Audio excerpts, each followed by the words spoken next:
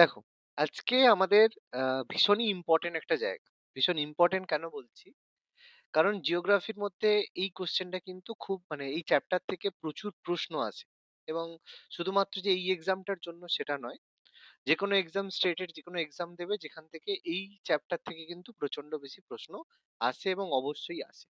এটা কি ভারতের যে বিভিন্ন শিল্প এবং খনিজ সম্পদ, যে ভারতে যে বিভিন্ন ধরনের ইন্ডাস্ট্রি বা শিল্প রয়েছে এবং ভারতে যে বিভিন্ন ধরনের খনিজ সম্পদ রয়েছে সেগুলো মানে কোথা থেকে উত্তোলন করা হয় বা তার ফলে কি শিল্প গঠন হয়েছে, কবে গঠন করা হয়েছে এই সংক্রান্ত ব্যাপার ভীষণ ইম্পর্টেন্ট। এগুলো থেকে পরীক্ষা কিন্তু প্রশ্ন এসে থাকে। এরপর আমি স্বাভাবিক উদ্ভিদটা পড়াবো, তার মধ্যে কৃষিজাত যেসব পণ্য টণ্যগুলো রয়েছে সেগুলোতে ভারতের স্থান কত এক্সেট্রা সেভাবে থাকবে। ওকে। তো শিল্প খনিজ সম্পদে প্রথম কথাই আমরা বলবো যে শিল্প বলতে আমরা কি বুঝি। শিল্প মানে যেগুলো আমাদের কোনো ইন্ডাস্ট্রি গুলোকে আমরা শিল্প বলি, যেটা ভারতের অর্থনীতিতে গৌণ ক্ষেত্র বলা হয়ে থাকে। মানে আমাদের যেমন ইকোনমিক্স ক্লাস যখন করিয়েছিলাম তখন একটা জিনিস বলেছিলাম যে আমাদের তিনটে ক্ষেত্র রয়েছে।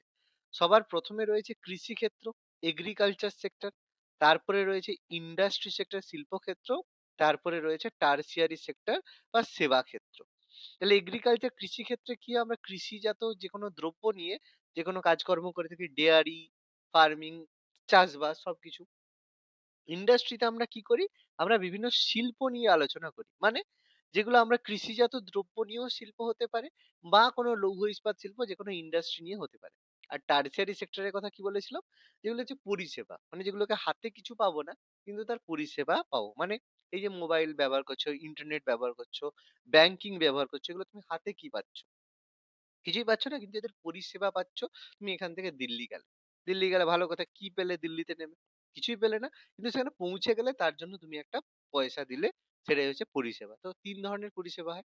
তার মধ্যে শিল্প হচ্ছে ভারতের সেকেন্ডারি সেক্টর, যেটা ভারতের পরিষেবা ক্ষেত্রের পরেই শিল্পের স্থান। এটা কেন বলা হচ্ছে পরিষেবা? বলবে স্যার আপনি তো বললেন শিল্প, মাঝখানে রয়েছে প্রথমে এগ্রিকালচার।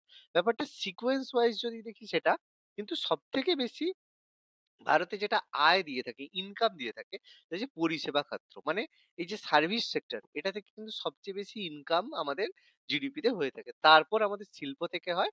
আর সবচেয়ে কম আমাদের আয় কিন্তু কৃষি ক্ষেত্র থেকে হয়ে থাকে। ওকে।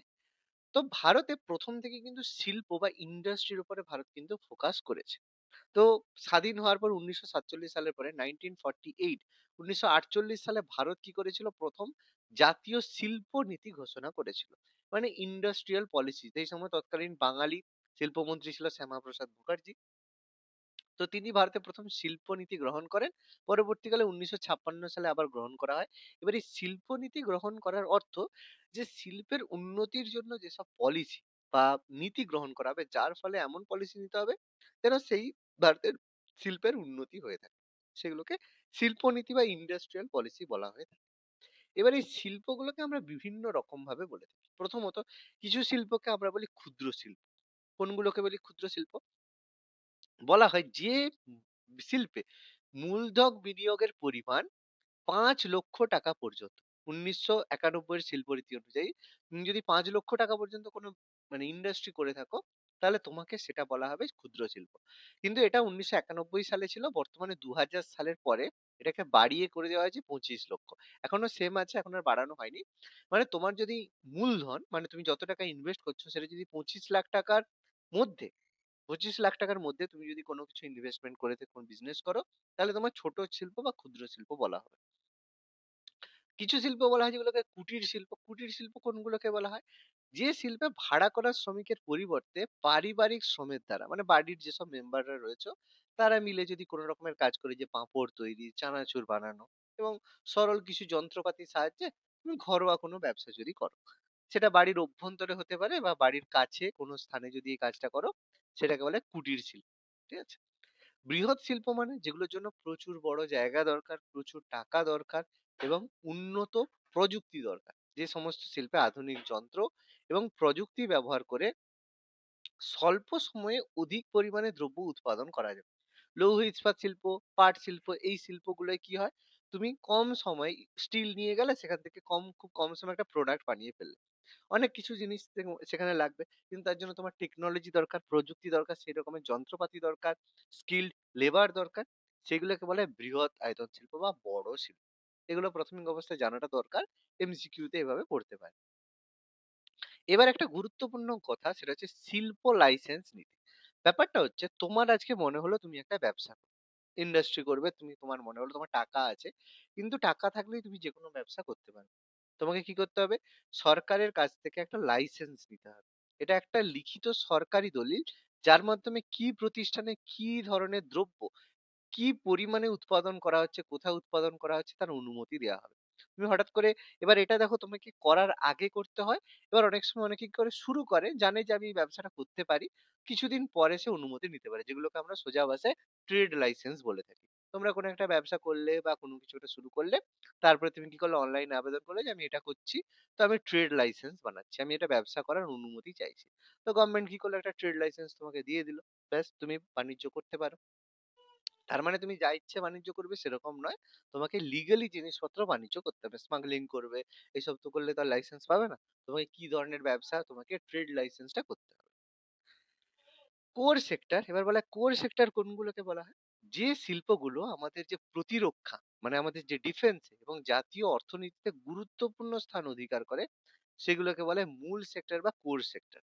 মানে আমাদের যে ডিফেন্সের জন্য, এগুলো আমাদের যে যারা অস্ত্র শস্ত্র বানায়, জাহাজ বানায়, ঠিক আছে, এইগুলো আমাদের কি হয়, কোর সেক্টরের মধ্যে পড়ে। লৌহ ইস্পাতও এর মধ্যে কিছুটা পড়ে, যে আমাদের প্রতিরক্ষা অস্ত্র শস্ত্র সব কি দিয়ে বানানো, লোহা দিয়ে বানানো হবে। এইগুলোকে বলা হয় কোর সেক্টর, মানে যেগুলো আমাদের ডিফেন্সে, ভারতের প্রতিরক্ষাতে এবং যে ভারতের যে অর্থনীতি, তাতে গুরুত্বপূর্ণ স্থান ভূমিকা করে।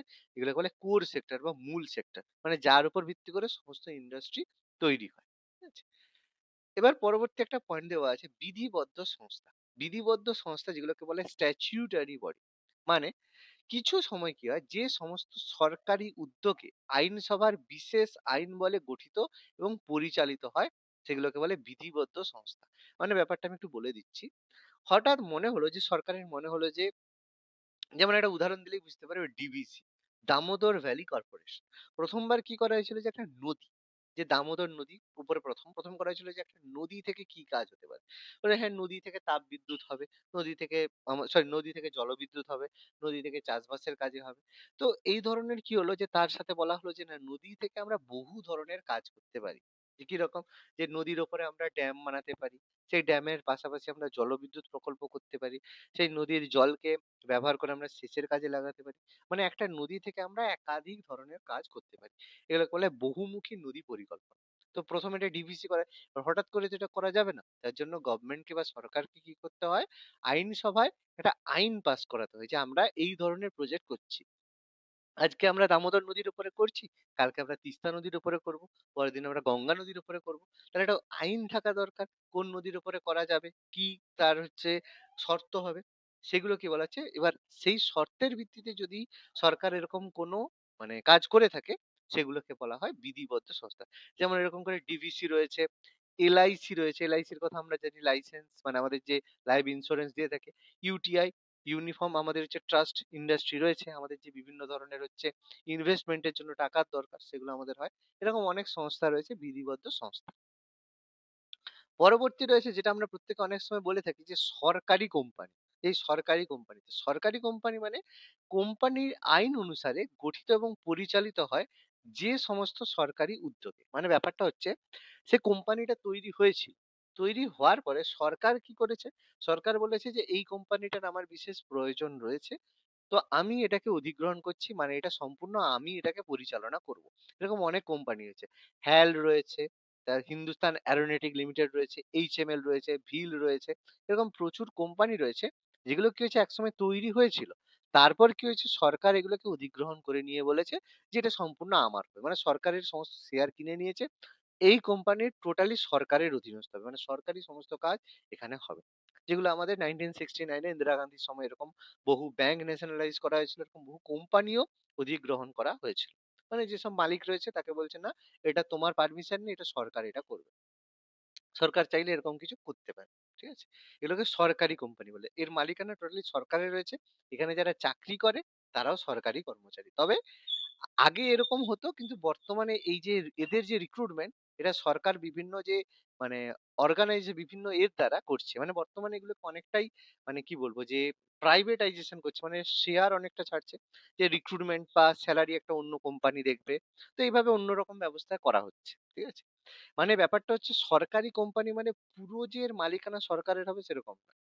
এটা সরকারি কোম্পানি মানে এর যে মালিকানা, যদি ৳১০০ কোম্পানি হয়, তার মধ্যে 51% মালিকানা, ৫১% মালিকানা মিনিমাম সরকারের হতে হবে। বাকি 49% মালিকানা যেকোনো ব্যক্তি, মানে যেকোনো ব্যক্তি বা ১০ জনের মধ্যে ভাগ করা হবে। মানে যার কাছে মেজর শেয়ারটা থাকবে সে মালিক হবে। যেমন তোমাকে যদি বলা হয় রিলায়েন্স কোম্পানির মালিককে, তুমি বলবে স্যার আ আমাদের হচ্ছে কি বলে মুকেশ আম্বানি। কিন্তু মুকেশ আম্বানি কিন্তু পুরা রিলায়েন্সের মালিক না। তাহলে রিলায়েন্স কোম্পানির এরকম শেয়ার রয়েছে। মুকেশ আম্বানি 51% এর বেশি অংশের মালিক বলে সেটা তার। বাকিটা সে শেয়ারে দিয়েছে। মানে এর মালিকানা অনেক লোকের হাতে রয়েছে। তুমি যদি তার একটা শেয়ার কিনে নাও, যেকোনো অ্যাপ আছে কিনে নাও, তাহলে তুমিও রিলায়েন্স কোম্পানির একজন মালিক হয়ে যাবে। ঠিক আছে? তো ব্যাপারটা হচ্ছে সেরকম। হুম? এবার যৌথ উদ্যোগ ক্ষেত্র। যৌথ উদ্যোগ বলতে অনেক সময় অনেক কিছু মানে উদ্যোগ হয় যেখানে সরকারি এবং বেসরকারি মূলধনের যৌথ পরিচালনা এবং মালিকানায় গড়ে ওঠে যৌথ উদ্যোগ ক্ষেত্র। তোমরা হয়তো সমবায় সমিতিতে পড়েছো, যেখানে কি হয় গভর্নমেন্ট সরকার কিছু ইনভেস্ট করে এবং সরকারের কিছু থাকে এবং বেসরকারি ইনভেস্ট করে। ফলে যৌথভাবে অনেক কিছু কাজ কিন্তু হয়ে থাকে, সেগুলোকে বলে যৌথ উদ্যোগ ক্ষেত্র। এরকম সরকার বিভিন্ন ক্ষেত্রে কাজ করে থাকে। তারপর হচ্ছে উদারীকরণ নীতি। উদারীকরণ ব্যাপারটা মানে হচ্ছে যে সরকারি ক্ষেত্রের গুরুত্ব হ্রাস, বেসরকারি ক্ষেত্রের গুরুত্ব প্রদান, শিল্প লাইসেন্স নীতির শিথিলতা, আমদানি শুল্ক হ্রাস, অর্থাৎ বাজার অর্থনীতি সম্প্রসারণকে বলে উদারীকরণ। মানে ব্যাপারটা হচ্ছে ভারত স্বাধীন হওয়ার পর থেকে কি হয়েছিল, যে ইন্দিরা গান্ধী আসার পরে কি হয়েছিল, গভর্নমেন্ট মানে 1969 এ সরকার কি করেছিল, বেশিরভাগ ক্ষেত্রে নিজের কন্ট্রোল শুরু করেছিল যে এই জায়গায় তুমি এটা করতে পারবে না, এই করতে পারবে না। সরকার বেশি জায়গায় মাথা গলাচ্ছিল। তো এর ফলে কি হলো, কিছুদিন পরে দেখা গেল যারা প্রাইভেট মানে যারা মানে বেসরকারি ব্যক্তিরা রয়েছে, তারা দেখলো এতে তো তাদের ক্ষতি হচ্ছে। সরকার যদি সব বিষয়ে মাথা গলায়, তো অর্থনৈতিক সমস্যা কিন্তু সৃষ্টি হতে শুরু করলো। এই কারণে গভর্নমেন্ট কি করলো, 1991 এ ১৯৯১ সালে মানে কংগ্রেস সরকারি বানিয়েছিল, কংগ্রেসই কিন্তু বেসরকারিকরণ শুরু করে। আজকে যতই মোদিজিকে গালাগালি দেওয়া হোক, এই বেসরকারিকরণ শুরু কিন্তু ১৯৯১ সালে আমাদের পিভি নরসিম্হা রাও তিনিই কিন্তু শুরু করেছিলেন। ঠিক আছে? তো এইজন্য মানে মোদিজিকে গালি দেওয়ার আগে ভাবতে হবে এটা শুরুটা কিন্তু তারাই করেছে। তো সেটাই কিন্তু ফলো করা হচ্ছে। মানে গভর্নমেন্ট সরকার তার কন্ট্রোল হ্রাস করবে। বেসরকারি যেসব কোম্পানি রয়েছে তাদেরকে বলা, তাদের গুরুত্ব আসবে যে তোমরা ইনভেস্ট করো, তোমাদের প্রফিট থাকবে।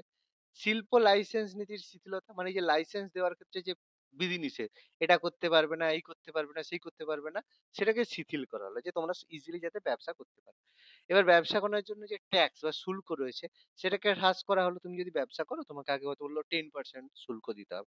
এখন বললো না, তুমি 2% এ শুল্ক দিয়ে করতে পারো। ফলে তোমার লাভ থাকবে। এতে কি হবে, বহু মানে বিদেশি কোম্পানি বা বেসরকারি কোম্পানি ব্যবসা করার জন্য সুবিধা পাবে। এটাকে বলা হয় উদারীকরণ নীতি। এবার শ্রমিক সংঘ, খুব সিম্পল। শ্রমিক সংঘ মানে এই মানে শিল্পে কাজ করবে কারা? শ্রমিকরা কাজ করবে। তো বিভিন্ন সময় মালিক পক্ষ চাইবে কি? যে শ্রমিকদের বেতন না দিয়ে যাতে তারা লাভ বেশি করতে পারে। সেই কারণে শ্রমিকদের অর্থনৈতিক স্বার্থ এবং নিরাপত্তার জন্য কিছু স্থায়ী এবং স্বেচ্ছামূলক সংগঠন গঠন করা হয়। যেগুলোকে শ্রমিক সংঘ বলা হয়। যেখানে অ্যাক্ট অনুযায়ী বলা হয়েছে প্রত্যেক মানে এরকম সংগঠনে, প্রত্যেক এরকম ইন্ডাস্ট্রিতে একটা শ্রমিক সংঘ বা লেবার ইউনিয়ন থাকা বাধ্যতামূলক। মানে ইউনিয়ন। ঠিক আছে? তো ১৯২৬ সালে ব্রিটিশ ভারতেই কিন্তু এরকম শ্রমিক সংঘ আইন পাস হয়েছিল। তো ভারতে এরকম অনেক শ্রমিক সংঘ রয়েছে, যার মধ্যে রয়েছে AITUC, all Indian trade union congress, INTUC, BMS, CITU. CITU মানে ওই যে কংগ্রেস মানে আমাদের কমিউনিস্ট সিটু। তো এগুলো সব আমাদের রয়েছে। যারা কি করে, শ্রমিকদের হয়ে মানে শ্রমিকদের স্বার্থ এবং তাদের নিরাপত্তার জন্য বিভিন্ন আন্দোলন করে। কিন্তু বর্তমানে দেখা গিয়েছে কি, এইসব যে সংগঠনগুলো রয়েছে এগুলো এর মালিক পক্ষের সঙ্গেই তাদের উঠা বসা। মানে যেহেতু সে ইউনিয়নের হেড হয়ে গেছে, তো সে কি করবে, যে বাবু আমি হেড হয়েছি, তো আমি তাদের হয়েই বেশি কাজটা করব। মানে অ্যাকচুয়ালি তাদেরকে রাখা হয়েছে শ্রমিকদের উন্নয়নের জন্য। কিন্তু শ্রমিকদের উন্নয়ন না করে তারা নিজেদেরই উন্নয়ন করছে। মানে বেসিক্যালি নেতা। মানে যখনই শ্রমিক সংঘ হচ্ছে সেখানে ওই পার্টিবাজি এসেছে, তো তৃণমূল, বিজেপি সব যে যার পার্টি থেকে মেম্বার দেওয়া শুরু করেছে। ব্যাস তাহলে সব পার্টির সঙ্গে যুক্ত হয়ে গেছে। তো এদের সংগঠনের যে নেতা হবে তাকে কে কি বলবে? কারণ পার্টি তাদেরকে সাহায্য করছে। এই হচ্ছে সমস্যা। হুম? এবার নেক্সট একটা হচ্ছে বিদায় নীতি। বিদায় নীতিটা ব্যাপার খুব গুরুত্বপূর্ণ, যে ১৯৯১ সাল থেকে 1991 থেকে কি দেখা গেছে যে অর্থনৈতিক সংস্কার কর্মসূচির অঙ্গরূপে যে সমস্ত প্রতিষ্ঠানকে লাভজনক সংস্থায় পরিণত করা সম্ভব নয় তাদের বন্ধ করে দেওয়া, এবং সেই সমস্ত প্রতিষ্ঠানে নিযুক্ত শ্রমিক এবং কর্মচারীদের উপযুক্ত ক্ষতিপূরণ দিয়ে বাধ্যতামূলক অবসর নেওয়াকে বলে এই বিদায় নীতি। মানে ব্যাপারটা হয়তো সরকারের একটা কোম্পানি রয়েছে। এবার সে কোম্পানি দেখেছে যে কোম্পানিটাকে বারবার চেষ্টা করা হচ্ছে যে তার উন্নয়ন করার জন্য। কিন্তু দেখা গেল কিছুদিন পরে সে দেখা গেল এটাকে আর ডেভেলপ করা সম্ভব না। কিন্তু সেই কোম্পানিতে তো অনেক শ্রমিক নিযুক্ত রয়েছে। অনেক কর্মচারী রয়েছে যারা কাজ করছে, তারা সরকারি কর্মচারী। তো তাদেরকে কিছু ক্ষতিপূরণ দেওয়া হবে, যে না যেহেতু সব কোম্পানিটা চলছে না, ক্ষতিপূরণ দিয়ে তাদেরকে অবসর দিয়ে দেওয়া হবে, যে আপনি অবসর নিন। এটাকে ভিআরএস বলে, ভলান্টারি রিটায়ারমেন্ট বলা হয়। মানে ভিআরএস দিয়ে দেওয়া হয় যে আপনি নিজে অবসর নিচ্ছেন, তো আমরা সেই জন্য আপনাকে আর্থিক দিক থেকে সাহায্য করছি। ভিআরএস দিয়ে দেওয়া হলো, এটাকে বলে বিদায় নীতি।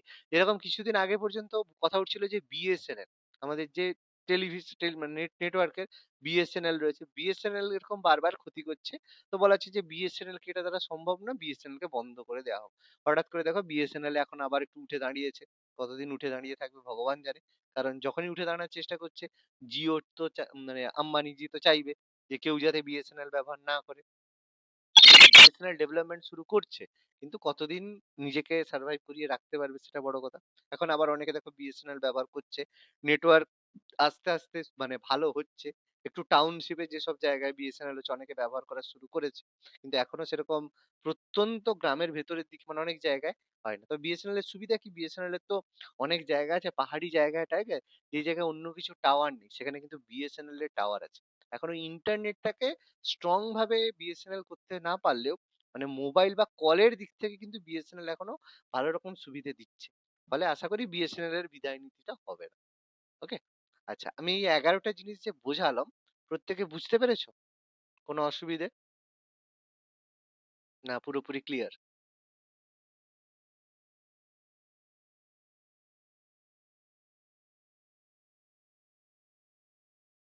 বলো, ক্লিয়ার হলে বলো, আমি পরে আলোচনা করব আমাদের সূত্রগুলো সম্পর্কে। হ্যাঁ স্যার, ক্লিয়ার। আসলে বলো। উদারীকরণটা আরেকবার বোঝালে ভালো হয়। হ্যাঁ, উদারীকরণ মানে এই যে ধরো, উদারীকরণ। উদারীকরণটা বুঝিয়ে দিচ্ছি। উদারীকরণ মানে সাপোজ ধরো যখন 1969 1969 সালে কি হয়েছিল, ইন্দিরা গান্ধী বলেছিল যে না প্রাইভেট বলে কিছু থাকবে না, সব হবে সরকারি। মানে সাপোজ ধরো সরকার বলেছে যে আমার যত ইন্ডাস্ট্রি যত শিল্প আছে সব সরকারি হবে। এবার যখনই সবকিছু সরকারি হয়ে যাবে তখন সরকার বলবে এই তুমি মানে ফোনের ক্ষেত্রে বলে দিল যে না যে কোনো রিচার্জ ১০০ টাকা বেশি রিচার্জ করা যাবে না, এই সুবিধা এত দিতে হবে, তুমি ব্যবসা করতে গেলে তোমাকে এত পার্সেন্ট ট্যাক্স দিতে হবে। মানে গভর্নমেন্ট সরকার কি করবে, বিভিন্ন রকমের গুরুত্ব দেবে, বিভিন্ন রকমের শর্ত চাপাবে। এর ফলে কি হবে, যদি তোমাকে এরকম বলা হয়, তুমি দেখলে যে আমি যদি এই ১০০ টাকায় নেটওয়ার্ক মানে ইন্টারনেট দেওয়া শুরু করি সবাইকে, তাহলে আমার তো ক্ষতি হয়ে যাবে, কারণ আমাকে খরচ বেশি হচ্ছে। তখন যেসব কোম্পানিরা রয়েছে তারা কি করবে, ওরা দরকার নেই বাবু, ব্যবসা ডুবে যাক। এরকম করে আস্তে আস্তে ব্যবসা বন্ধ। ফলে 1969 এর পরে যখন সরকার এরকম প্রচুর মানে সমস্ত মানে শিল্পের উপরে মানে কন্ট্রোল করা শুরু করে, তখন এরকম অর্থনৈতিক সমস্যা শুরু হয়। এই কারণে 1991 এ গভর্নমেন্ট এসে কি করলো, সরকার বলল যে না এত কিছু দরকার নেই। বলল যে কোনো ব্যবসা হোক সেই ব্যবসায় সরকার খুব বেশি আর কন্ট্রোল করবে না। বেসরকারি তুমি যদি চাও সেখানে ব্যবসা করতে পারো, বা যে লাইসেন্স মানে পারমিশন দেওয়ার ক্ষেত্রে আগে বলা হতো যে পারমিশন দেওয়ার জন্য তোমাকে এই দিতে হবে, ওই দিতে হবে, এত পার্সেন্ট ট্যাক্স দিতে হবে, এই থাকতে হবে, সেই থাকতে হবে, বহু রকমের শর্ত দিত। সেখানে বলছে না না এত কিছু করতে হবে না, তুমি ব্যবসা করতে চাও করো, এই ন্যূনতম এইটুকু জিনিস হলেই তোমার হবে। আর যে ট্যাক্স সেটাও তোমাকে কমিয়ে দেওয়া হলো, যে আগে বলতো যে তোমাকে ১০০ টাকার ব্যবসা করলে ১০ টাকা ট্যাক্স দিতে হবে। এখন বলছে না তুমি ১০০ টাকাতে ১ টাকা ট্যাক্স দিলেই আমার হবে, তুমি ব্যবসাটা করো তাহলেই আমার হবে। এইগুলোকে বলা হচ্ছে উদারীকরণ। মানে আমি উদার হচ্ছি, ব্যবসার ক্ষেত্রে আমি উদার হচ্ছি। এবার বোঝা গেল? হ্যাঁ স্যার, বুঝতে পেরেছি এবার। ওকে, বাকি ক্লিয়ার প্রত্যেকের? আমি এবার সব শিল্পে ঢুকবো।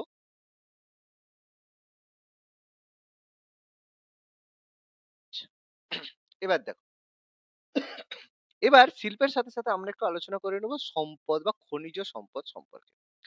তো খনিজ বলতে কোনটাকে বলা হয়?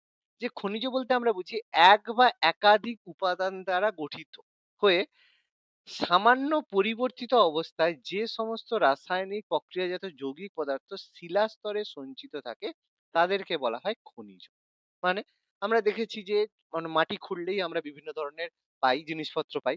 যেখান থেকে আমরা খুব সহজে কিছুটা পরিবর্তিত অবস্থায় থাকে। সরাসরি মাটি খুঁড়লে তো আর সোনা পাই না। সোনা কারো না কারো সাথে মিশে থাকে। বা তেল তো ডাইরেক্ট খুঁড়লে আমরা তেল পাই না। ক্রুড অয়েল হিসেবে থাকে। কিন্তু সেগুলোকে আমরা যদি একটু পিউরিফাই করি তাহলে সেখান থেকে আমরা সেই খনিজটা পেয়ে যাই। এগুলোকে বলে খনিজ। এগুলো কিছু পরিবর্তিত অবস্থায় বিভিন্ন শিলার মধ্যে সঞ্চিত থাকে। তাহলে এই বিশেষ রাসায়নিক গঠনযুক্ত প্রাকৃতিক এবং অজৈব উপায়ে গঠিত বস্তুকে বলে খনিজ সম্পদ, যেটা সাধারণত এই যে স্বাভাবিক নিয়মে সৃষ্টি হয়। এরকম নয় যে কয়লা তৈরি করার জন্য মানুষ এসে বলছে চলো গাছপালা কাটো, মাটিতে দাও, চাপা দাও, কয়লা হবে। চলো সব পশু পাখিকে চাপা দাও, তেল হবে। নিশ্চয়ই না। স্বাভাবিকভাবে প্রাকৃতিক নিয়মে এগুলো সৃষ্টি হয়েছে। মানুষ নিশ্চয়ই বানায়নি। এবার কোন, কোন জিনিস খনিজের কিছু উদাহরণ? যেমন আমাদের সোনা, রূপো, কয়লা, লোহা, চুনাপাথর, অ্যালুমিনিয়াম, তামা, ম্যাঙ্গানিজ এগুলো সব খনিজ সম্পদের উদাহরণ। এরকম একাধিক খনিজ সম্পদ আছে যেগুলোকে আমরা বিভিন্নভাবে ব্যবহার করে থাকি। ঠিক আছে? এগুলো হচ্ছে খনিজ সম্পদ। তো খনিজ সম্পদকে আমরা ৩ ভাগে ভাগ করি। তাদের গঠন অনুসারে, উপাদান অনুসারে, আকার অনুসারে, ব্যবহার অনুসারে। বিভিন্ন খনিজ বিভিন্নভাবে ব্যবহার করা হয়। তার গঠন বিভিন্ন রকমের হয়, তার উপাদান বিভিন্ন রকমের হয়, তার আকার হিসেবে। তো সবের উপর ভিত্তি করে আমরা এটাকে ৩ ভাগে ভাগ করছি। কিছু হচ্ছে ধাতব খনিজ সম্পদ, মানে যেগুলো মেটাল বা ধাতু। কিছু যেগুলো আছে ধাতু আমরা পড়েছি মেটাল, মেটাল পাই। কিছু হয় অধাতব, যেগুলো হয় নন মেটাল, যেগুলো কোনো মানে অধাতু যেগুলো রয়েছে।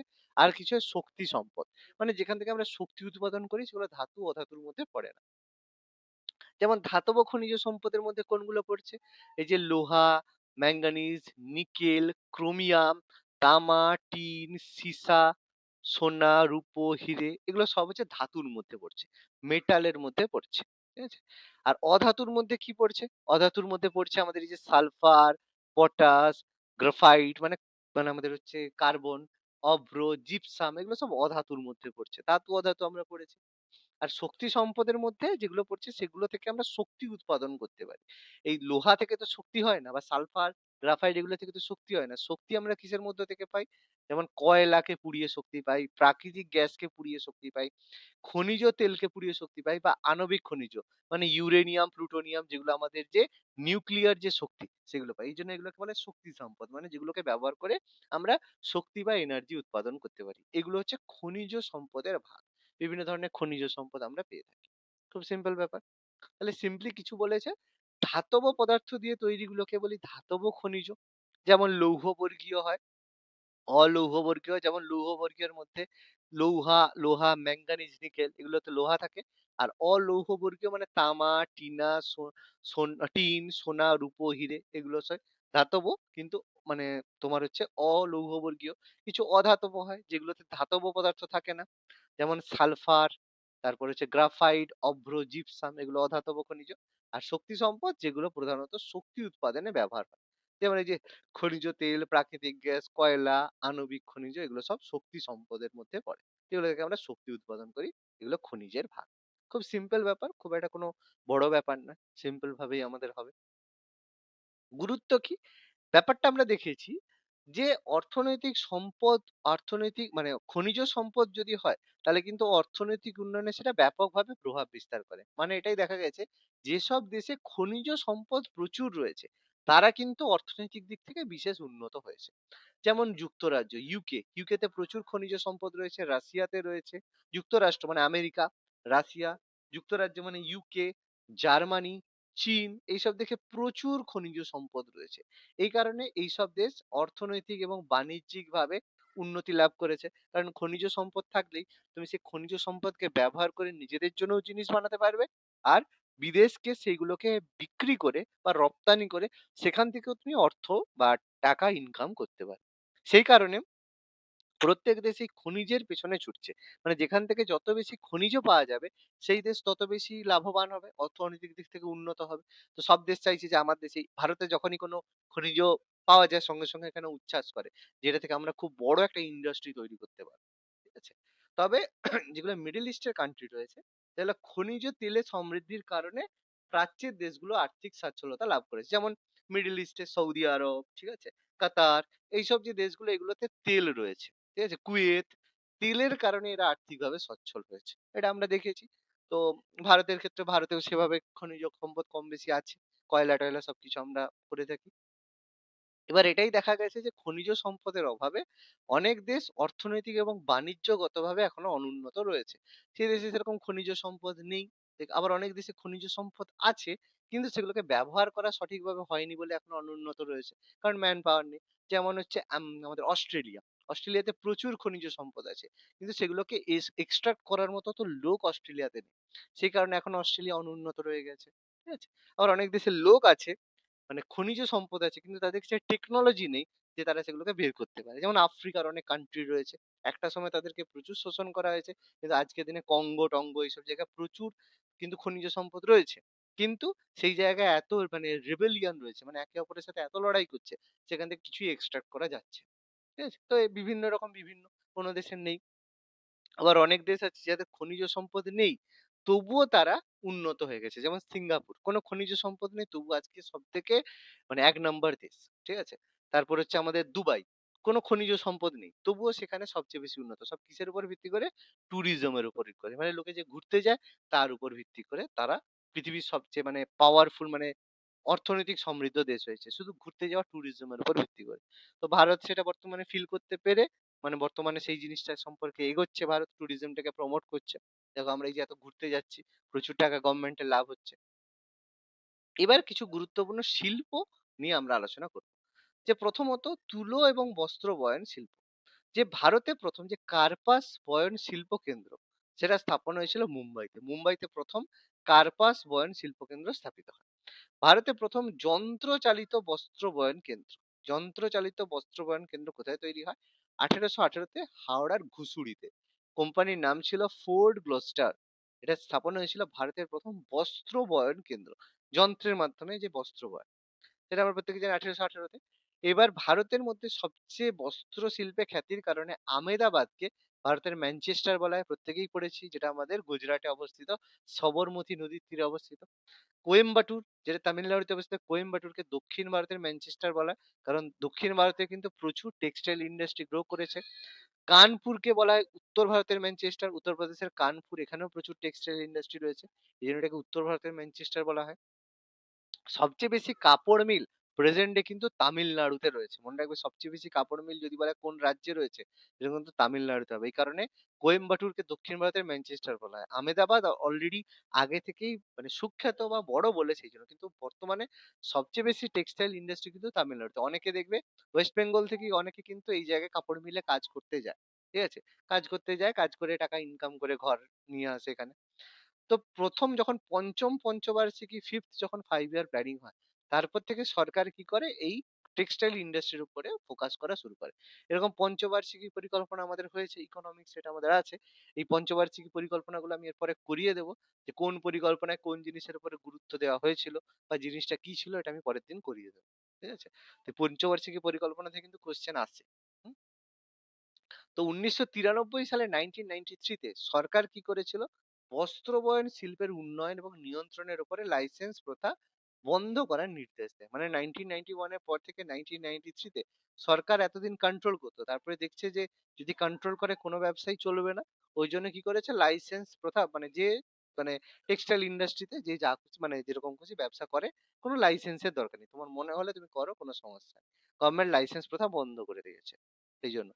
তো এই যে ব্যবস্থা, এই যে ব্যবসার জন্য ভারতকে প্রতিযোগিতার সম্মুখীন হয় কাদের? আমাদের প্রতিবেশীদের উপরে। বিশেষ করে বাংলাদেশের সঙ্গে আমাদের বারবার এই টেক্সটাইল ইন্ডাস্ট্রি নিয়ে প্রতিযোগিতার সম্মুখীন হতে হয়। কিছু ক্ষেত্রে চীনের সঙ্গে আর পাকিস্তানের সঙ্গে হয়। পাকিস্তানকে বলে আর লাভ নেই। তো যাই হোক, বেশি গন্ডগোল বা বেশি হয় বাংলাদেশের সঙ্গে আর চীনের সঙ্গে আমাদের টেক্সটাইল ইন্ডাস্ট্রি নিয়ে কিন্তু প্রায় প্রতিযোগিতা হয়। কে কত কম দামে করতে পারছে। ঠিক আছে? তো এই রপ্তানি বৃদ্ধি করার জন্য গভর্নমেন্ট এরকম 8 টা স্থান রয়েছে যেখানে আন্তর্জাতিক মানের যাতে জিনিসপত্র তৈরি করে রপ্তানি করা যায় কিছু আইডেন্টিফাই করেছে। তার মধ্যে সবচেয়ে ১ম রয়েছে ব্যাঙ্গালোর, যেটা আমাদের কর্ণাটকের ক্যাপিটাল ব্যাঙ্গালোর রয়েছে। পাঞ্জাবের লুধিয়ানা রয়েছে। তামিলনাড়ুর কাঞ্চিপুরম রয়েছে, যেটাকে কাঞ্চি বা কাঞ্চিপুরম বলা হয়। গুজরাটের সুরাট রয়েছে। কেরালার তিরুবনন্তপুরম রয়েছে। তামিলনাড়ুর তিরুপুর রয়েছে। উত্তরপ্রদেশের কানপুর রয়েছে। অন্ধ্রপ্রদেশের বিশাখাপত্তনম, ভাইজ্যাক রয়েছে। প্রত্যেকটা জায়গায় দেখো সমুদ্র বন্দরের অ্যাক্সেস পাওয়া। লুধিয়ানা ছাড়া বাকি দেখো সুরাট, তিরুবনন্তপুরম, তিরুপুর, মানে কানপুর বাদে বিশাখাপত্তনম, এই যে ভাইজ্যাক, এগুলো দেখো পোর্ট সিটি। মানে যার মাধ্যমে ব্যাঙ্গালোরে হয় না, ব্যাঙ্গালোরে পোর্ট নেই। ঠিক আছে? সুরাট, ঠিক আছে? তিরুবনন্তপুরম, যার মাধ্যমে বিদেশে তোমার ব্যবসা বাণিজ্য এসব করা যেতে পারে।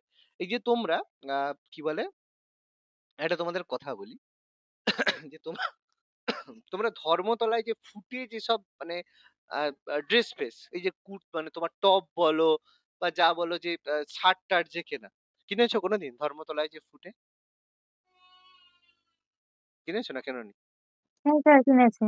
আচ্ছা, ওখানে যখন হ্যাঁ কিনেছো, কিনেছি। ওখানে যখন কিনেছো বার্গেনিং করেছো, তোমাকে একটা হয়তো শার্ট বললো বা কোনো একটা জিনিস বললো যে টপ, সেটা বললো ৩০০ টাকা। তো তুমি সেটা কত টাকা বলবে? তোমাকে যদি ৩০০ টাকা বলে, তুমি সেটা বললে এত টাকায় দিতে পারবে? কত টাকা বলবে তাকে? ১৫০, ১৫০ টাকা। ১৫০। এবার তাকে যদি তুমি আরো জোরজার করো, তাকে তুমি ১০০ টাকাতেও নিয়ে নিতে পারো। ঠিক আছে?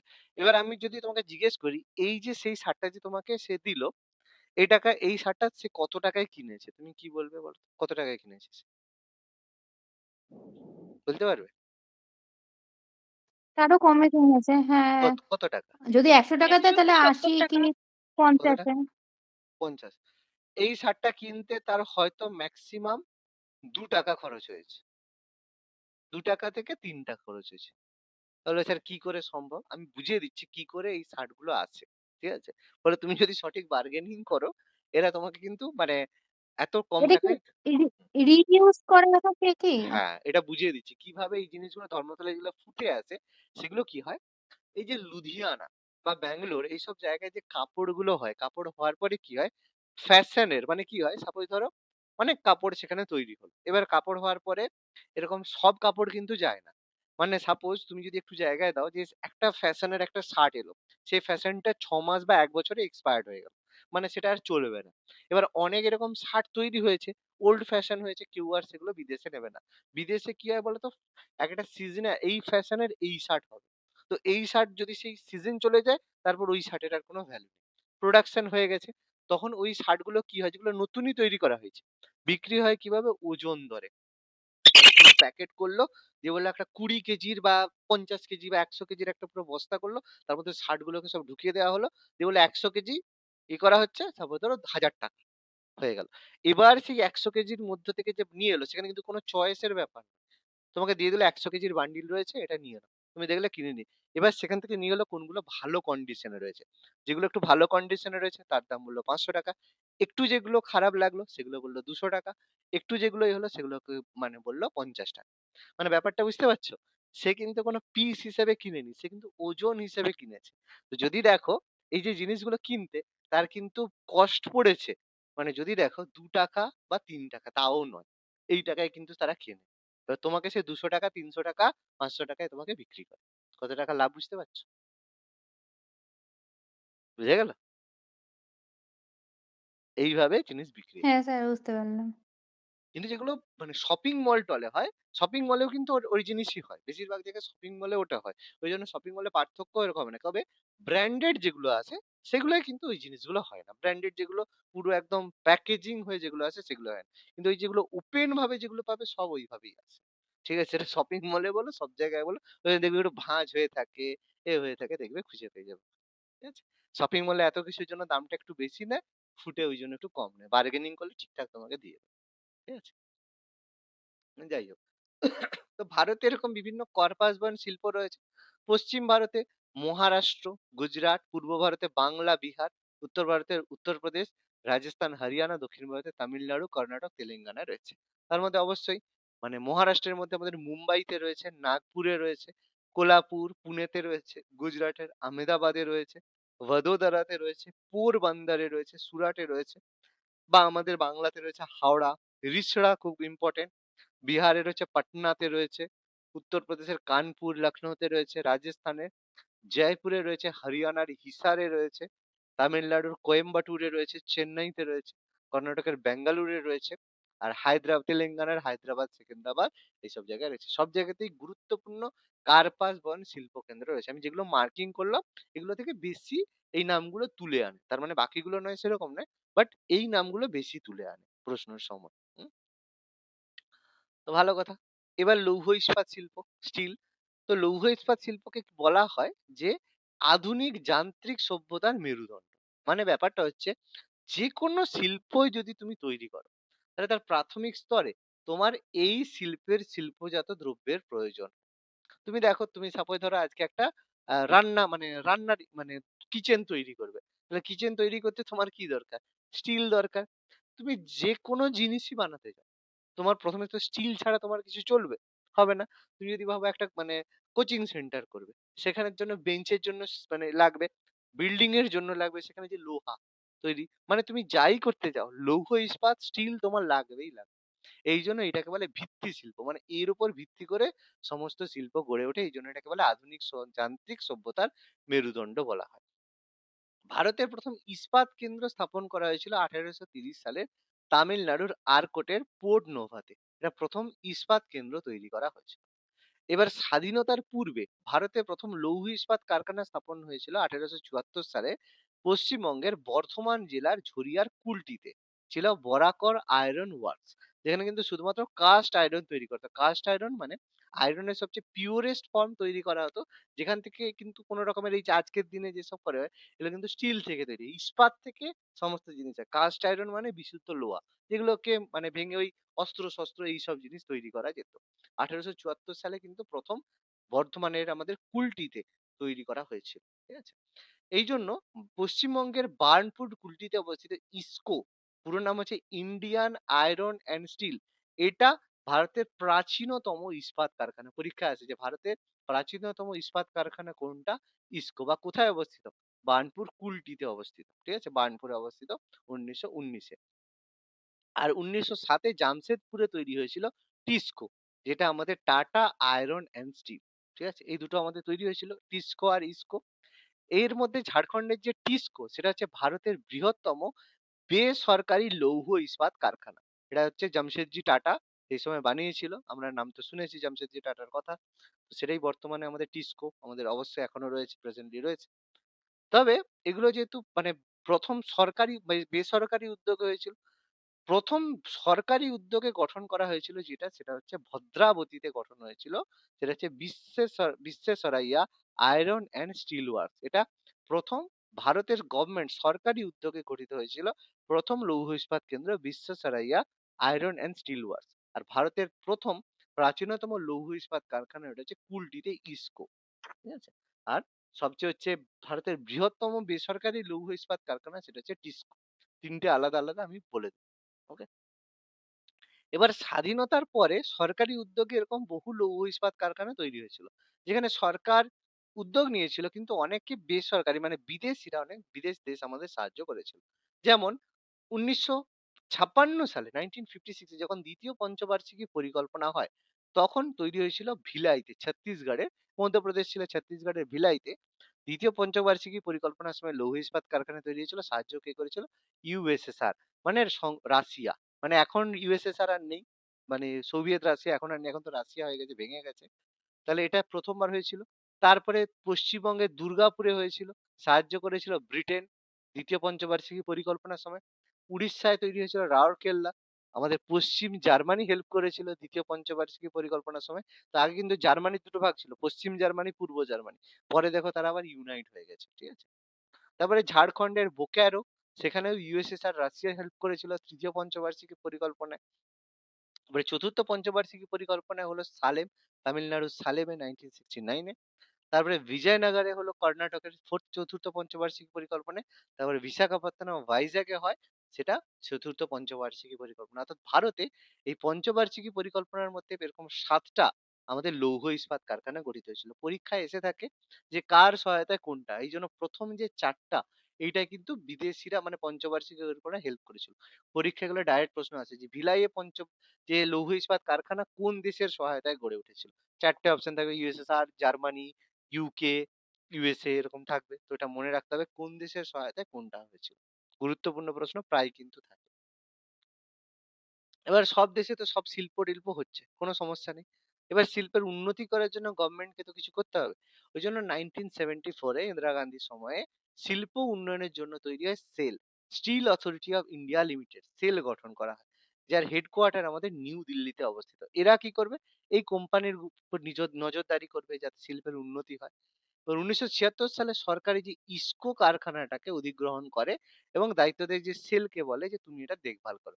ওই যে ইস্কোর কথা বললাম আইআইএসসিও, এই যে ইন্ডিয়ান আয়রন অ্যান্ড স্টিল, এটা কোম্পানি প্রাইভেট ছিল। গভর্নমেন্ট কি করেছে? এটাকে দখল করেছে 1960। দখল বলতে অধিগ্রহণ। ইন্দিরা গান্ধী এরকম প্রচুর কোম্পানি অধিগ্রহণ করেছে। তবে বর্তমানে দেশের সবচেয়ে বড় লৌহ ইস্পাত কারখানা কিন্তু সেল। এই জন্য সেল এখন বিশাল বড় লৌহ ইস্পাত কারখানা। আর দেশের বৃহত্তম ইস্পাত উৎপাদন সংস্থা হচ্ছে টাটা স্টিল। টাটা স্টিল যেহেতু এখনো বেসরকারি রয়েছে, সরকার দেখো সব যদি অধিগ্রহণ করে নেয় তাহলে সেটা বড় হবে। ওই জন্য সেল সবচেয়ে বড়, টাটা স্টিল দ্বিতীয়। 2014 থেকে 16 মধ্যে ভারতে কাঁচা মাল মানে উৎপাদনে ইস্পাতের তৃতীয় বৃহত্তম উৎপাদক ছিল। তো 2019 সালে ভারত চীনের পরে বিশ্বের দ্বিতীয় বৃহত্তম ইস্পাত উৎপাদক এবং বিশ্বে স্পঞ্জ আয়রনের বৃহত্তম উৎপাদকে পরিণত হয়েছে। তো মনে রাখবে বর্তমানে ভারত কিন্তু চীনের পরে দ্বিতীয় বৃহত্তম ইস্পাত উৎপাদক দেশ। বেশি স্টিল উৎপাদন করে, সেকেন্ড সবচেয়ে উৎপাদন করে থাকে। এরপর আমাদের কোথায় আমাদের লৌহ ইস্পাত কেন্দ্রগুলো রয়েছে? আমি একটু আগে বললাম যেগুলো থেকে ডাইরেক্ট প্রশ্ন আসে। যেমন এই যে TISCO, Tata iron and steel, যেটা কোথায় রয়েছে? জামশেদপুরে আমাদের রয়েছে, পরীক্ষায় আসে। কোন নদীর তীরে অবস্থিত টিসকো? দেখবে প্রত্যেকেই কোনো না কোনো নদীর তীরে অবস্থিত রয়েছে। তো তার মধ্যে অবশ্যই টিসকো খুবই গুরুত্বপূর্ণ। সুবর্ণরেখা আর খড়কাই নদীর মিলনস্থলে। সুবর্ণরেখা করলেই হবে। টিসকো খুবই গুরুত্বপূর্ণ। ভিলাই ছত্তিশগড়ে রয়েছে, ভিলাই যেটা সোভিয়েত ইউনিয়ন, যেটা ইউএসএসআর হেল্প করেছিল সেটা বলতে হবে। বোকারো স্টিল প্ল্যান্ট ঝাড়খণ্ডে রয়েছে, যেটা দামোদর এবং বোকারো নদীর মিলনস্থলে অবস্থিত। এটা সোভিয়েত ইউনিয়ন মানে রাশিয়ার হেল্পে তৈরি হয়েছিল, বললাম একটু আগে। রৌরকেল্লা উড়িষ্যায় অবস্থিত, যেটা কোন নদীর তীরে? ব্রাহ্মণী নদীর তীরে অবস্থিত। ঠিক আছে, জার্মানি হেল্প করেছিল। দুর্গাপুর স্টিল প্ল্যান্ট, যেটা আমাদের ওয়েস্ট বেঙ্গলে অবস্থিত, যেটা দামোদর নদীর তীরে অবস্থিত। তারপরে বিশ্বেশ্বরাইয়া আয়রন স্টিল ওয়ার্ক ভিএসএল, যেটা কর্ণাটকের ভদ্রাবতীতে অবস্থিত, ভদ্রা নদীর তীরে অবস্থিত। সালেম স্টিল প্ল্যান্ট তামিলনাড়ুতে অবস্থিত, লৌহ ইস্পাত কারখানা, এটা শুধু কোথায় অবস্থিত করলেই হবে। বিশাখাপত্তনম স্টিল প্ল্যান্ট, যেটা ভাইজ্যাক অন্ধ্রপ্রদেশের ভাইজ্যাগে অবস্থিত, সোভিয়েত ইউনিয়ন এটা হেল্প করেছিল, যেটা আমাদের উপকূলে অবস্থিত ভারতের একমাত্র ইস্পাত কেন্দ্র। এবারে জিন্দালের কথা তো আমরা প্রায়ই শুনেছি। জিন্দাল এখন নাম প্রচুর। কর্ণাটকের বিজয়নগরের ফাউন্ডেশন হয়েছিল, কোথায় অবস্থিত? জিন্দাল। আর আমাদের IISCO, Indian iron and steel, পশ্চিম বর্ধমান বর্ণপুরে অবস্থিত। এটা কয়লা কেন্দ্রিক ছিল। এটাকে 1972 সালে জাতীয়করণ করা হয়েছিল। ঠিক আছে, এগুলো কয়েকটা জিনিস এখানে মনে রাখতে হবে, গুরুত্বপূর্ণ। যেমন এই যে টিসকো কোন নদীর তীরে অবস্থিত, এটা পড়তে হবে। কোথায় অবস্থিত? ভিলাই কোন কে সহায়তা করেছিল? বোকারো কোন নদীর তীরে কার সহায়তায়? রৌরকেল্লা কোন নদীর তীরে অবস্থিত? দুর্গাপুর কোন নদীর তীরে অবস্থিত? ভদ্রাবতী কোন নদীর তীরে অবস্থিত? সালেম কোন রাজ্যে অবস্থিত? বিশাখাপত্তনম কার সহায়তায় তৈরি হয়েছিল? ঠিক আছে, আর হচ্ছে আমাদের কুলটি যেটা ইস্কো কোথায় অবস্থিত? আমাদের পশ্চিমবাংলার বর্ধমানে বহরমপুরে অবস্থিত। এরকম ডাইরেক্ট কিন্তু প্রশ্ন থাকবে, করতে হবে। এমসিকিউ আমি পরের দিন করাবো। ভারতে এরকম শঙ্কর ইস্পাত কারখানা, যেখানে এরকম মানে ইস্পাত কারখানাগুলোকে যুক্ত করে শঙ্কর ইস্পাত করা হয়। যেমন বিশ্বেশ্বরাইয়া আয়রন স্টিল প্ল্যান্ট, যেটা ভদ্রাবতী কর্ণাটকে অবস্থিত। অ্যালয় স্টিল প্ল্যান্ট দুর্গাপুরে, আর সালেম স্টিল প্ল্যান্ট তামিলনাড়ুতে অবস্থিত। এগুলো কি শঙ্কর ইস্পাত মানে ইস্পাতের সঙ্গে যে মিলিয়ে যেটাকে ইস্পাতকে আরো বেশি শক্তপোক্ত করা হয়। এরকম আমাদের তিনটে অবস্থিত। বিশ্বেশ্বরাইয়া, অ্যালয় আর সালেমে এটা করা হয়ে থাকে। এবার ছোট্ট করে কিছু ইঞ্জিনিয়ারিং শিল্প রয়েছে। বিভিন্ন ধরনের যে ধাতব যন্ত্রপাতি, কলকাবজা ইত্যাদি তৈরি করা হয় ইঞ্জিনিয়ারিং শিল্প। বিভিন্ন প্রকারের ইঞ্জিনিয়ারিং শিল্পের মধ্যে পড়ে, কিছু হয় ভারী ইঞ্জিনিয়ারিং শিল্প, যেমন বৃহৎ যেসব যন্ত্রপাতি, মোটর গাড়ি। কিছু হয় হালকা ইঞ্জিনিয়ারিং শিল্প, যে ঘড়ি তৈরি হয়, সেলাই মেশিন তৈরি হয়, বল বিয়ারিং তৈরি হয়। আর কিছু বৈদ্যুতিক ইঞ্জিনিয়ারিং, যেখানে রেফ্রিজারেটর, বাতানুকূল যন্ত্র মানে এসি টেসি তৈরি হয়। এগুলো আমাদের ইন্ডাস্ট্রি রয়েছে। তো কোথায় কি তৈরি হয়? যেমন জাহাজ কোথায় নির্মাণ হয়? পশ্চিমবঙ্গের খিদিরপুর কলকাতায়, খুবই ইম্পর্টেন্ট, পরীক্ষায় পড়ে। অন্ধ্রপ্রদেশের বিশাখাপত্তনমে আমাদের জাহাজ নির্মাণ কারখানা রয়েছে, এগুলো ডাইরেক্ট প্রশ্ন পড়ে। কেরালার কোচিনে রয়েছে জাহাজ নির্মাণ। রেল ইঞ্জিন প্রচুর বার পরীক্ষায় এসেছে। ইলেকট্রিক লোকোমোটিভ যেটা পশ্চিমবঙ্গের চিত্তরঞ্জনে অবস্থিত, এটা এক কথায় মানে খুব ফেমাস, পরীক্ষায় আসে। ডিজেল লোকোমোটিভ কোথায় তৈরি হয়? উত্তরপ্রদেশের বারাণসী, এটাও খুব ফেমাস, প্রশ্ন আছে। জামশেদপুরে টিলকো, মধ্যপ্রদেশের ভিল, এগুলোতে তৈরি হয়। এটা খুব বেশি আসে না। খিদিরপুর, বিশাখাপত্তনম, তারপরে চিত্তরঞ্জন, বারাণসী, এগুলো কিন্তু পরীক্ষায় আসে। বিমানপথ, মানে কর্ণাটকের ব্যাঙ্গালোর, উড়িষ্যার কোরাপুট, এটা পরীক্ষায় আসে যে বিমানপথ কোথায় নির্মাণ করা হয়? উড়িষ্যার কোরাপুটে। মহারাষ্ট্রের নাসিক, এই দুটো পরীক্ষায় কিন্তু বেশি আসে। ঠিক আছে? রেলওয়ে কোচ, রেল ওয়াগন তৈরি হয় তা আমাদের পশ্চিমবঙ্গের দমদমে তৈরি হয়, তামিলনাড়ুর পেরাম্বুরে তৈরি হয়। পেরাম্বুর পরীক্ষায় কিন্তু অনেকবার এসেছে। খনিজ যন্ত্রপাতি, পশ্চিমবঙ্গের দুর্গাপুর, আসে না খুব একটা। ইলেকট্রিক মোটর তৈরি হয় কোথায়? ব্যাঙ্গালোরে তৈরি হয়, মুম্বাইতে তৈরি হয়। ট্রান্সফরমার তৈরি হয় আমাদের কলকাতা, মুম্বাইতে। নির্মাণ যন্ত্রপাতি ব্যাঙ্গালোরে। আর হালকা ইঞ্জিনিয়ারিং শিল্প, যেটা ন্যাশনাল ইনস্ট্রুমেন্ট লিমিটেড যাদবপুরে রয়েছে, এইচএমটি ব্যাঙ্গালোরে রয়েছে, ইন্ডিয়ান টেলিকম ইন্ডাস্ট্রি ব্যাঙ্গালোরে রয়েছে। যেগুলো আমি দাগ দিলাম সেগুলো মাস্ট পড়তে হবে। জাহাজ নির্মাণ, পশ্চিমবঙ্গের খিদিরপুর, বিশাখাপত্তনম, কোচিন, তিনটে পড়তে হবে, গুরুত্বপূর্ণ। রেল ইঞ্জিন চিত্তরঞ্জন, বারাণসীতে ডিজেল তৈরি হয়, ডিজেল ইঞ্জিন তৈরি হয়। বিমানপথ উড়িষ্যার কোরাপুট, নাসিকে। রেলওয়ে কোচ তামিলনাড়ুর পেরাম্বুরে।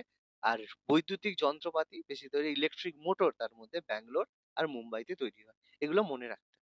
ওকে, রবি তো ডাইরেক্ট এমসিকিউতে এই প্রশ্নগুলোই তুলবে, এর বাইরে কিছু থাকবে না। চিনি শিল্প, তার মধ্যে আমাদের বস্ত্র শিল্পের পরে দ্বিতীয় বৃহত্তম কৃষিভিত্তিক শিল্প চিনি শিল্প। ভারত বর্তমানে সর্বোচ্চ চিনি ব্যবহারকারী দেশ।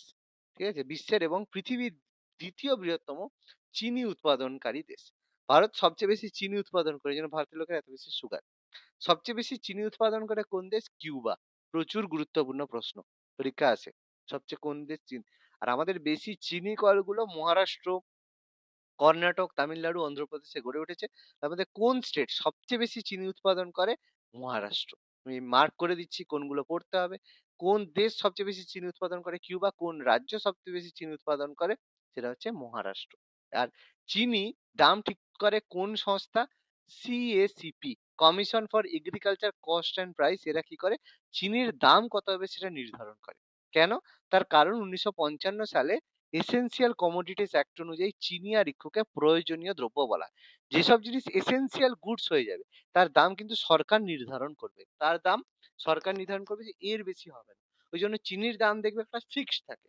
যে কারণ চিনি দেখো প্রত্যেকে ব্যবহার করে, আলু, চিনি, চা, মানে তারপরে হচ্ছে চাল, এগুলো কিন্তু এসেনশিয়াল গুডস এর মধ্যে পড়ে। এই জন্য যত খুশি এগুলো দাম বাড়ানো যায় না, এবং এর দাম একটা লিমিটের মধ্যেই রাখা হয়।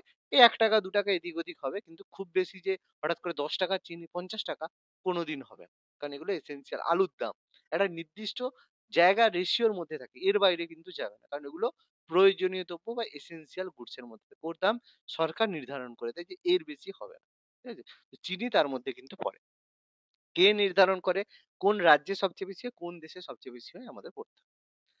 সার শিল্প, সারা পৃথিবীতে ভারত তৃতীয় বৃহত্তম নাইট্রোজেন ঘটিত সার উৎপাদনকারী দেশ, যেখানে তৈরি হয়। তো চীন এবং ইউএস এর পরে ভারতে ৫৬টি সার উৎপাদক কারখানা রয়েছে, যার মধ্যে ২৯টা ইউরিয়া গঠিত আর অ্যামোনিয়াম সালফেট গঠিত। এটা পড়ার সেরকম দরকার নেই। ওটা আগে ভারত তৃতীয় বৃহত্তম নাইট্রোজেন ঘটিত সার উৎপাদক দেশ। যদি স্থান বড়ে তাহলে এটাই, আর কিছু না। এবার গুরুত্বপূর্ণ সিমেন্ট কারখানা, সিমেন্ট শিল্প। যে ভারতে প্রথম পোর্টল্যান্ড সিমেন্ট উৎপাদন করা হয় ১৯০৪ সালে তামিলনাড়ুর চেন্নাইতে। তামিলনাড়ুর চেন্নাইতে কিন্তু প্রথমবার সিমেন্ট উৎপাদন করা হয়েছিল।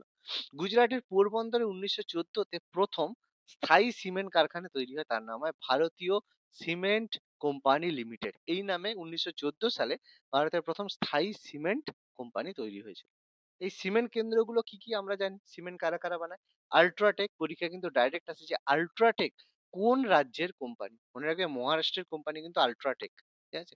এসিসি লিমিটেড, এরও দেখবে তোমরা ইউজ করেছো, যেটা বেসিক্যালি এদের তৈরি হয় মহারাষ্ট্র, ঝাড়খণ্ড, ছত্তিশগড়, হিমাচল প্রদেশ, সেটাও বিলং করে। অ্যাকচুয়াল যে মানে মেন হেড অফিস বা যাই বলো, সেটা কিন্তু মহারাষ্ট্রে। সেঞ্চুরি টেক্সটাইলস, এটাও দেখবে আমাদের দাদা প্রায় অ্যাড, সৌরভ অ্যাড দিয়ে থাকে। এটা ছত্তিশগড়ে খুব গুরুত্বপূর্ণ। অম্বুজা সিমেন্ট ভীষণ ভাইটাল, পরীক্ষায় অনেকবার এসেছে গুজরাট থেকে। লাফার্জ এটা কিন্তু ঝাড়খণ্ডে এদের ইউনিট তৈরি করা রয়েছে। ঠিক আছে? এবার এর অন্যান্য জায়গাতেও এদের রয়েছে, কিন্তু এগুলো হচ্ছে প্রধান সিমেন্ট কেন্দ্র যেখানে তৈরি হয়ে থাকে। ঠিক আছে? তো সপ্তম পঞ্চবার্ষিকী পরিকল্পনার পরে ভারত এই শিল্পে স্বয়ংসম্পূর্ণ, মানে ভারত কিন্তু বর্তমানে সিমেন্ট নিজের দেশে নিজেই তৈরি করে, কিছু জিনিস এক্সপোর্টও করে দেয়। ঠিক আছে? তো চীন, জাপান, আমেরিকা, যুক্তরাষ্ট্রের পরে ভারত কিন্তু পৃথিবীতে চতুর্থ বৃহত্তম সিমেন্ট উৎপাদনকারী দেশ। তো ভারত কিন্তু এখন খুব ভালোই সিমেন্ট উৎপাদন করে, কোনো চাপ নেই। 1989 এর পরে সম্পূর্ণ নিয়ন্ত্রণমুক্ত করা হয়, আর 91 সালে নতুন শিল্পনীতি অনুসারে সিমেন্ট শিল্পকে সম্পূর্ণরূপে লাইসেন্স মুক্ত করা হয়। মানে তুমি যদি চাও সিমেন্ট বানাতে পারো, কোনো চাপ নেই। তো এরকম অনেক ইন্ডাস্ট্রিকে করা হয়েছে যে 1991 এর পরে লাইসেন্স নীতি মুক্ত করে দেওয়া হয়েছে। তুমি বানাও, কোনো চাপ নেই। কারণ এই ইন্ডাস্ট্রি যত বড় হবে, এখন হচ্ছে Adani cement industry, Adani cement একদম হিউজ বানাতে শুরু করেছে। কোনো চাপ নেই। তারপরে পাট শিল্প, কাঁচা পাট উৎপাদন এবং পাটজাত দ্রব্য উৎপাদন এবং রপ্তানিতে ভারত মানে পৃথিবীতে প্রথম স্থান। পাটে কিন্তু ভারত ফার্স্ট। ভারতে প্রথম পাটকল হয়েছিল 1855 এ কলকাতার কাছে রিষড়াতে। প্রথম পাটকল কিন্তু 1855 সালে হয়। তবে বর্তমানে পাটজাত দ্রব্যের চাহিদা অনেক হ্রাস পাওয়ার কারণে পাট শিল্প বহু সমস্যার সম্মুখীন হয়েছে। এই জন্য এটাকে বলা হয় অস্তাচলের শিল্প, সানসেট ইন্ডাস্ট্রি। মানে যেহেতু এটার অবস্থা খুব খারাপের দিকে যাচ্ছে, এই জন্য এটাকে বলা হয় অস্তাচলের শিল্প বা সানসেট ইন্ডাস্ট্রি। ভালো কথা। ভারতের উল্লেখযোগ্য পাট শিল্প কেন্দ্র কোথায় রয়েছে? বাংলার টিটাগড়ে রয়েছে। ঠিক আছে? তারপর হাওড়াতে রয়েছে, বজবজে রয়েছে, ভদ্রেশ্বরে রয়েছে, আগরপাড়া, রিষড়াতে রয়েছে, উলবেড়িয়া, নৈহাটি, হালিশহর, কাকিনাড়া, বালি, কামারহাটি, বৈদ্যবাটি এইসব জায়গায় রয়েছে। তার মধ্যে টিটাগড় ফেমাস, তারপরে বজবজ অনেকেই দেখেছো গিয়েছো, হাওড়াতে রয়েছে, রিষড়াতে খুব ফেমাস। ঠিক আছে? এই জায়গাগুলো ফেমাস রয়েছে। এছাড়া আমাদের অন্ধ্রপ্রদেশের বিশাখাপত্তনমে রয়েছে, বিহারের কাটিহারে রয়েছে, মুক্তাপুরে, উত্তরপ্রদেশের কানপুরে রয়েছে। পাট ইন্ডাস্ট্রি গুলো রয়েছে। তবে বর্তমানে এই যে পাটের চাহিদা কম কেন? কারণ এই যে সিনথেটিক পদার্থ, যে মানে প্লাস্টিক জাতীয় দ্রব্য বাজারে আসার ফলে পাটের অবস্থা খুব খারাপ।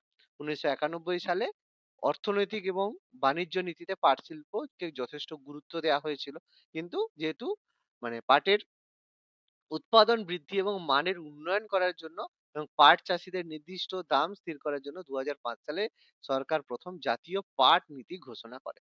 যার মাধ্যমে পাট চাষীদেরকে দেওয়া হয় সংরক্ষণ, সবই দেওয়া হয়। কিন্তু ওই যে বললাম, আজকের দিনে প্লাস্টিক আসার কারণে মানে পাটের ব্যাগ, পাট দিয়ে কি হবে, যে ব্যাগ ট্যাগ তৈরি হয়। কিন্তু আজকের দিনে প্লাস্টিক এত অ্যাভেলেবেল হয়ে গেছে, বারবার গভর্নমেন্ট প্লাস্টিক ব্যান করছে, দুদিন পরে আবার চালু হয়ে যাচ্ছে। কারণ এতটাই বড় ইন্ডাস্ট্রি প্লাস্টিক হয়ে গেছে, খুবই খারাপ।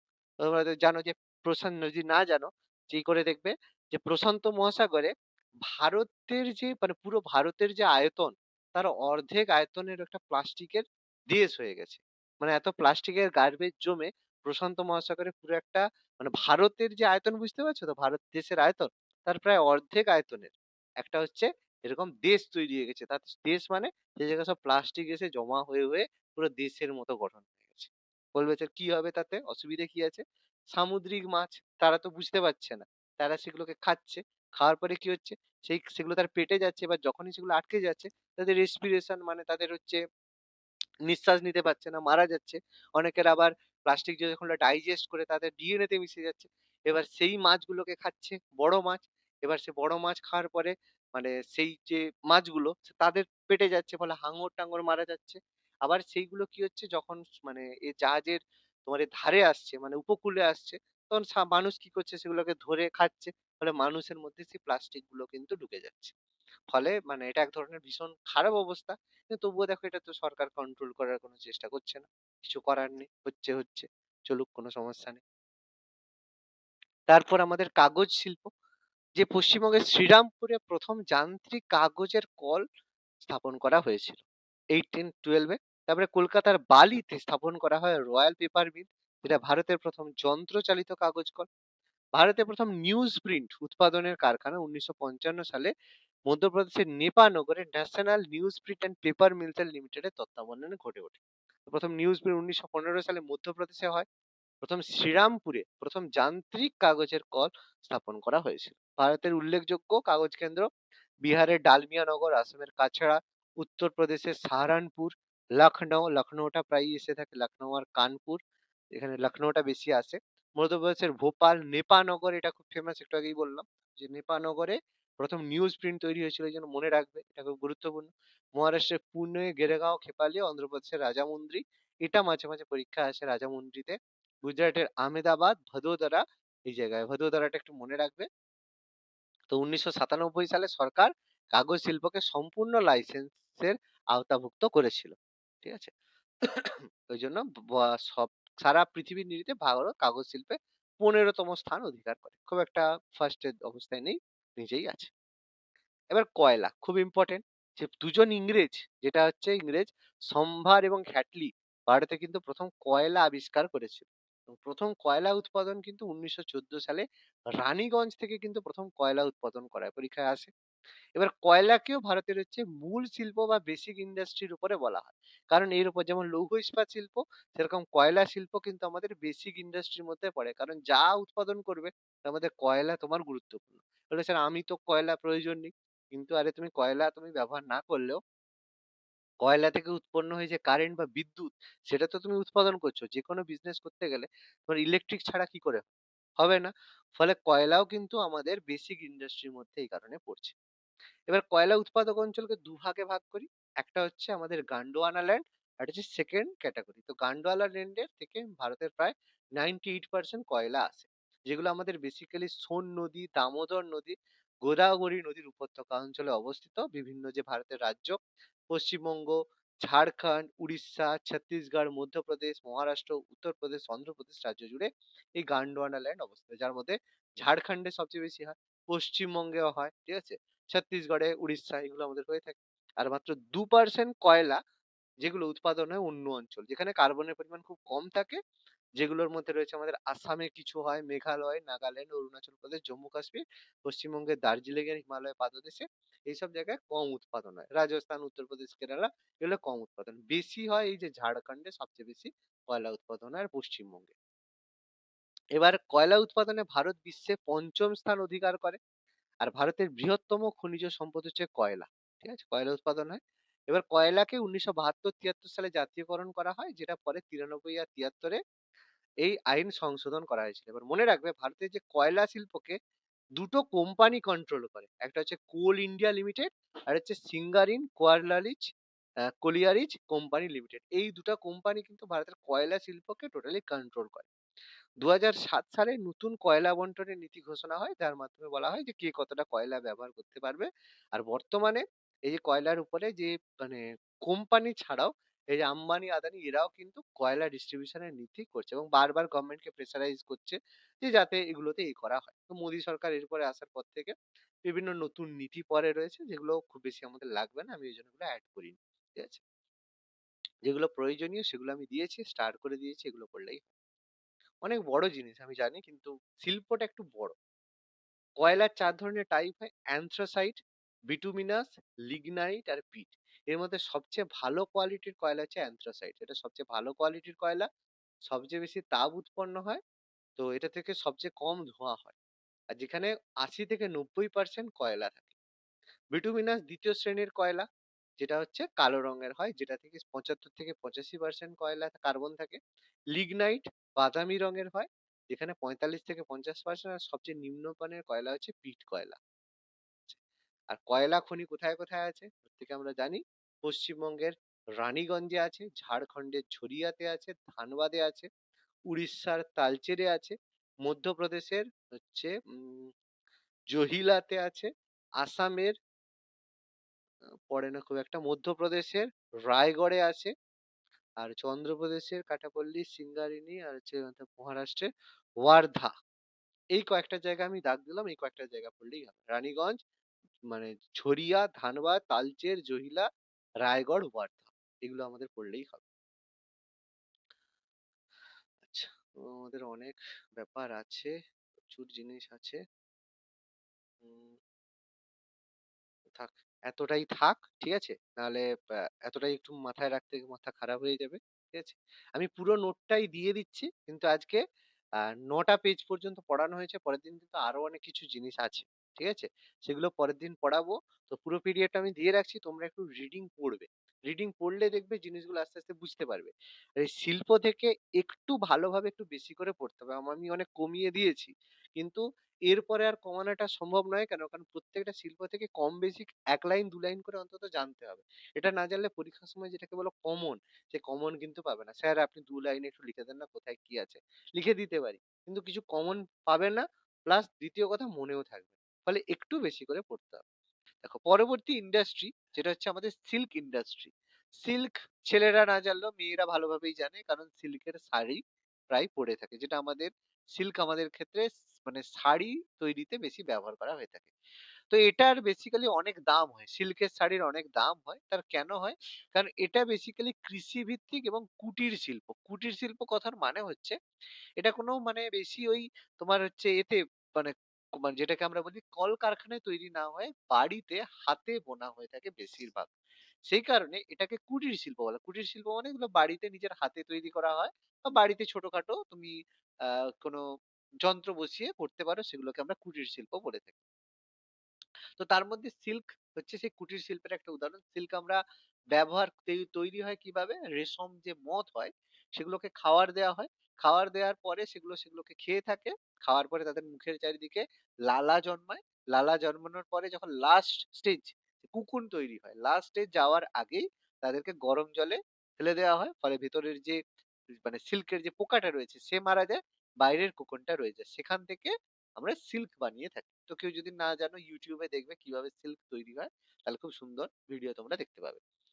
তো ভারত প্রাকৃতিক সিল্ক উৎপাদনে সারা বিশ্বে চীনের পরে দ্বিতীয় স্থান অধিকার করে। তাহলে সিল্ক উৎপাদনে ভারতের স্থান কত? সেকেন্ড। প্রথম কে? চীন। চীন হচ্ছে বিশ্বের প্রথম দেশ যারা সিল্ক উৎপাদন করে। ভারত কিন্তু দ্বিতীয় স্থানে রয়েছে। তাহলে প্রথম সিল্ক উৎপন্ন কিন্তু চীনে হয়েছিল। ভারত একমাত্র দেশ। তবে ভারত কেন ফেমাস? ভারতে ৫ ধরনের যে বাণিজ্যিক সিল্ক, মানে সিল্ক অনেক ধরনের হয়। যারা সিল্কের শাড়ি-টাড়ির শখ রয়েছে তারা জানো। ৫ ধরনের সিল্ক পাওয়া যায়। প্রথমত মালবেরি সিল্ক হয়। ঠিক আছে? ঠিক আছে, আচ্ছা। মালবেরি সিল্ক হয়। তারপরে ট্রপিক্যাল তসরের সিল্ক হয়। ট্রপিক্যাল তসর মানে ট্রপিক্যাল ফরেস্ট থেকে যে তসর হয়ে থাকে ট্রপিক্যাল হয়। ওক গাছের হচ্ছে ওক তসর হয়। এরি সিল্ক হয় আর মুগা সিল্ক হয়। তো এই ৫ ধরনের সিল্ক হয়। সব সিল্ক কিন্তু সব চীনে পাওয়া যায় না। কিন্তু ভারত একমাত্র দেশ যেখানে কিন্তু এই ৫ ধরনের সিল্ক উৎপন্ন হয়ে থাকে। বিভিন্ন জায়গায় দেখবে সিল্কের মানে টেক্সটাইল রয়েছে। তবে এদের মধ্যে একটা বিশেষ সিল্ক, যেটা হচ্ছে সোনালী হলুদ মুগা সিল্ক, এক ধরনের মুগা সিল্কের ভাগ, যেটা শুধুমাত্র ভারতেই পাওয়া যায়। তো খুবই গুরুত্বপূর্ণ এই প্রশ্নগুলো করে রাখবে, ভারতে কোন ধরনের সিল্ক পাওয়া যায়। সিল্ক উৎপাদনে ভারতের স্থান পৃথিবীতে কত? দ্বিতীয় স্থান মনে রাখতে হবে। যে সিল্ক উৎপাদনে প্রথম কোন দেশ? সেটা চীন আমাদের মনে রাখতে হবে। আর সিল্ক শিল্পকে উন্নত করার জন্য ভারত সরকার 1949 এ কেন্দ্রীয় সিল্ক বোর্ড গঠন করে। বর্তমানে কর্ণাটকের মহীশূর এবং বেহরামপুরে দুটো সিল্ক গবেষণাগার রয়েছে। তো এটা পরীক্ষায় আছে, সিল্ক গবেষণাগার কোথায় রয়েছে? তার মধ্যে মহীশূর বা মাইসোর যেটা রয়েছে, এটা গুরুত্বপূর্ণ পরীক্ষায় আসে। এবার তারপরে যে শিল্প সেটা হচ্ছে অটোমোবাইল শিল্প। অটোমোবাইল মানে যেটা মোটর গাড়ি তৈরি করা হয় সেগুলোকে অটোমোবাইল শিল্প বলা হয়। এবার এই শিল্পকে বলা হয় সংযোজন ভিত্তিক শিল্প। সংযোজন মানে অ্যাসোসিয়েটিভ। মানে বিভিন্ন জিনিসকে অ্যাটাচড করে হয়। যে গাড়ি এরকম নয় যে একটা কোম্পানি গাড়ি তৈরি করে দেয়। যেমন কম্পিউটার। কম্পিউটারও কিন্তু পুরো একটা কোম্পানি টোটাল তৈরি করে না। এবার তোমরা হয়তো ভাবছো স্যার ডেলের ল্যাপটপ নিয়েছি। তার মানে যে ল্যাপটপটা ডেল কোম্পানি বানিয়েছে? না।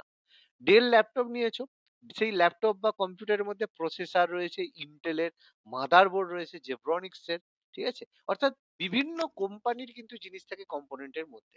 সেরকম মোবাইল ফোন বলো বা গাড়ি বলো, এগুলো কিন্তু পার্টিকুলারলি কোনো একটা কোম্পানি বানায় না। মানে বিএমডব্লিউ গাড়ি, তার মানে গাড়িটা বিএমডব্লিউ কোম্পানি বানিয়েছে সেরকম নয়। টাটা কার মানে তার মানে টাটা পুরো গাড়িটা বানিয়েছে সেরকম নয়। বিভিন্ন যন্ত্রাংশগুলোকে যুক্ত করে সেই কোম্পানি টাটা কি করে অ্যাসেম্বল করে।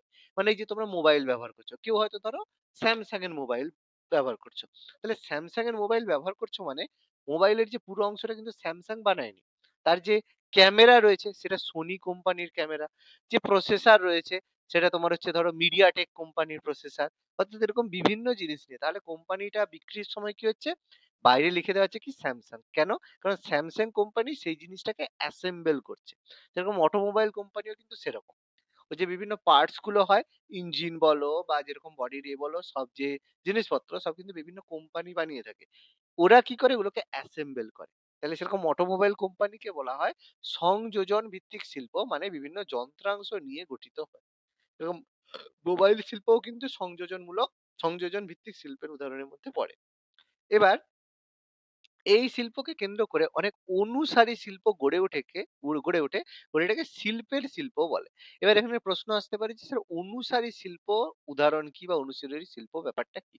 অনুসারী শিল্প বলতে যে একটা শিল্পকে কেন্দ্র করে যখন একাধিক শিল্প গড়ে ওঠে।